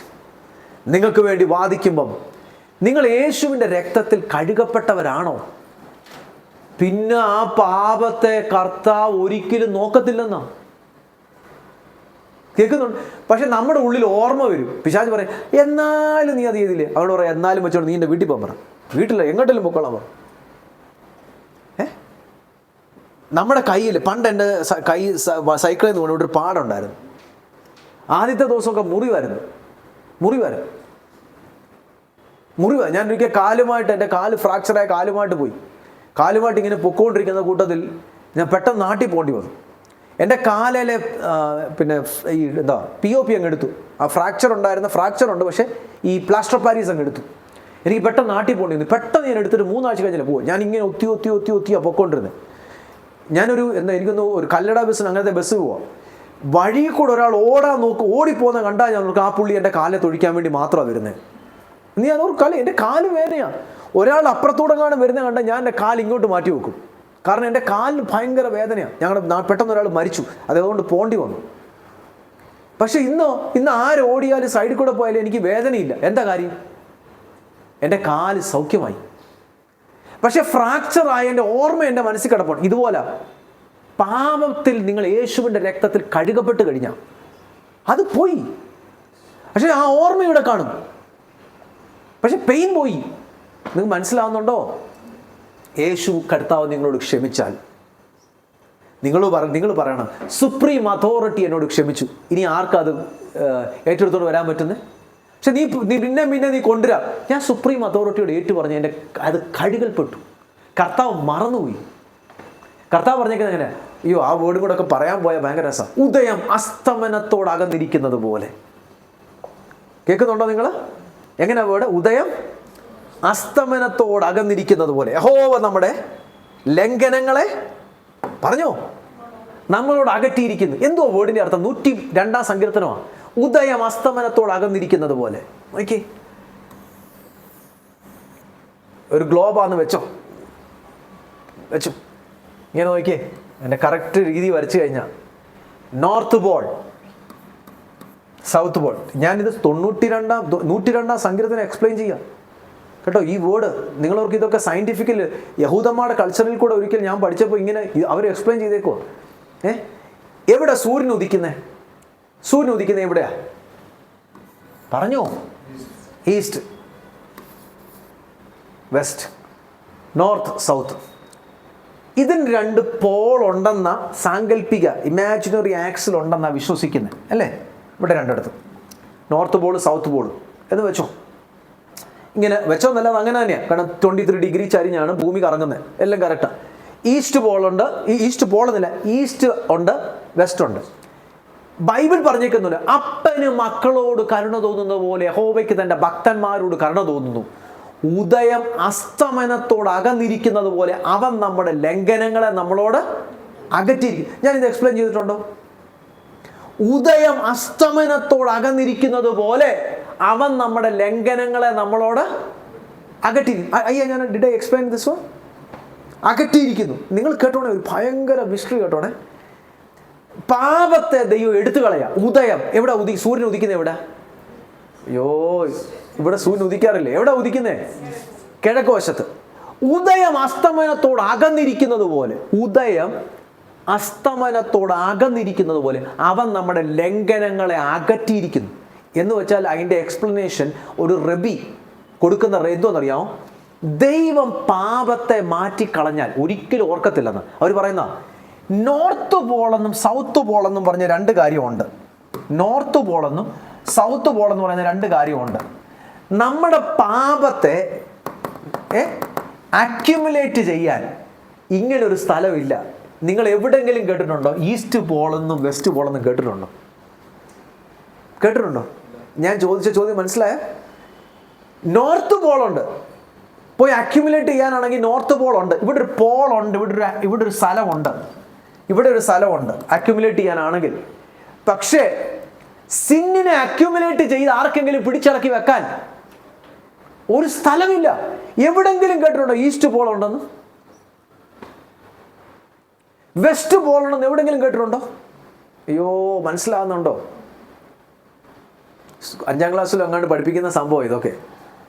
ഉദയം അസ്തമനത്തോടകന്നിരിക്കുന്നത് പോലെ അവൻ നമ്മുടെ ലംഘനങ്ങളെ നമ്മളോട്, എന്ന് വെച്ചാൽ ദൈവം ഒരിക്കൽ ഈ ഇൻഫിനിറ്റിയിലേക്ക്, ശൂന്യതകളിലേക്ക് എടുത്തു കളഞ്ഞു. ഇനി ഒരിക്കലും അത് ആർക്കും എടുക്കാൻ പറ്റത്തില്ല. ഇനി അടുത്തത്, ഭൂമി കറങ്ങിക്കഴിഞ്ഞാൽ ഇന്ന് ഇവിടെ കറങ്ങുന്നെങ്കിൽ നാളെ ഇവിടെ അല്ല കറങ്ങുന്നത്. ഇവിടെ തന്നെ ഇരുന്ന് പുള്ളി കറങ്ങിക്കൊണ്ടിരിക്കുകയല്ല, നാളെ അടുത്ത സ്ഥലത്ത് പോയി പൊക്കോണ്ടിരിക്കുക. സൂര്യന് ചുറ്റും ഇങ്ങനെ വലം വെച്ചോണ്ടിരിക്കുക. കറക്റ്റാണോ? ഇവിടെ കറങ്ങി അത് പോയി. എന്തോ ബൈബിളിലെ വാക്യം എന്തുവാ? ഉദയം അസ്തമനത്തോടകന്നിരിക്കുന്നത് പോലെ അവൻ നമ്മുടെ ലംഘനങ്ങളെ, എന്ന് വെച്ചാ അപ്പന് മക്കളോട് കരുണ തോന്നുന്നത് പോലെ യഹോവയ്ക്ക് തൻ്റെ എന്ന് വെച്ചാൽ കർത്താവ് ക്ഷമിച്ചാൽ പിന്നെ ആന പിടിച്ചാലും വരത്തില്ലെന്ന്. ആനയല്ല, ഏത് ലൂസിഫർ പിടിച്ചാലും. നിങ്ങളുടെ അകത്ത് ആ ചിന്ത വരുമ്പോൾ നിങ്ങൾ പറയണം, ഇല്ല, എൻ്റെ യേശുവിൻ്റെ രക്തത്തിൽ ഞാൻ കഴുകപ്പെട്ടതാണ്, ഞാൻ പാപിയല്ല, എൻ്റെ ഹൃദയം ശുദ്ധമാണ്. കണ്ടോ? അപ്പം നമുക്ക് മടങ്ങി വരാം. നമ്മുടെ കർത്താവിൻ്റെ രക്തത്താൽ കഴുകപ്പെടണം. കുഞ്ഞുങ്ങളെ, നിങ്ങൾ പാപം ചെയ്യാതിരിപ്പാൻ ഇത് ഞാൻ നിങ്ങൾക്ക് എഴുതുന്നു. ഒരുവൻ പാപം ചെയ്തുവെങ്കിലോ നീതിമാനായൊരു മധ്യസ്ഥൻ നമുക്ക് പിതാവിൻ്റെ വലത്തുഭാഗത്തുണ്ട്. നമുക്ക് പ്രാർത്ഥിക്കാം, ഒരുമിച്ച് പ്രാർത്ഥിക്കാം.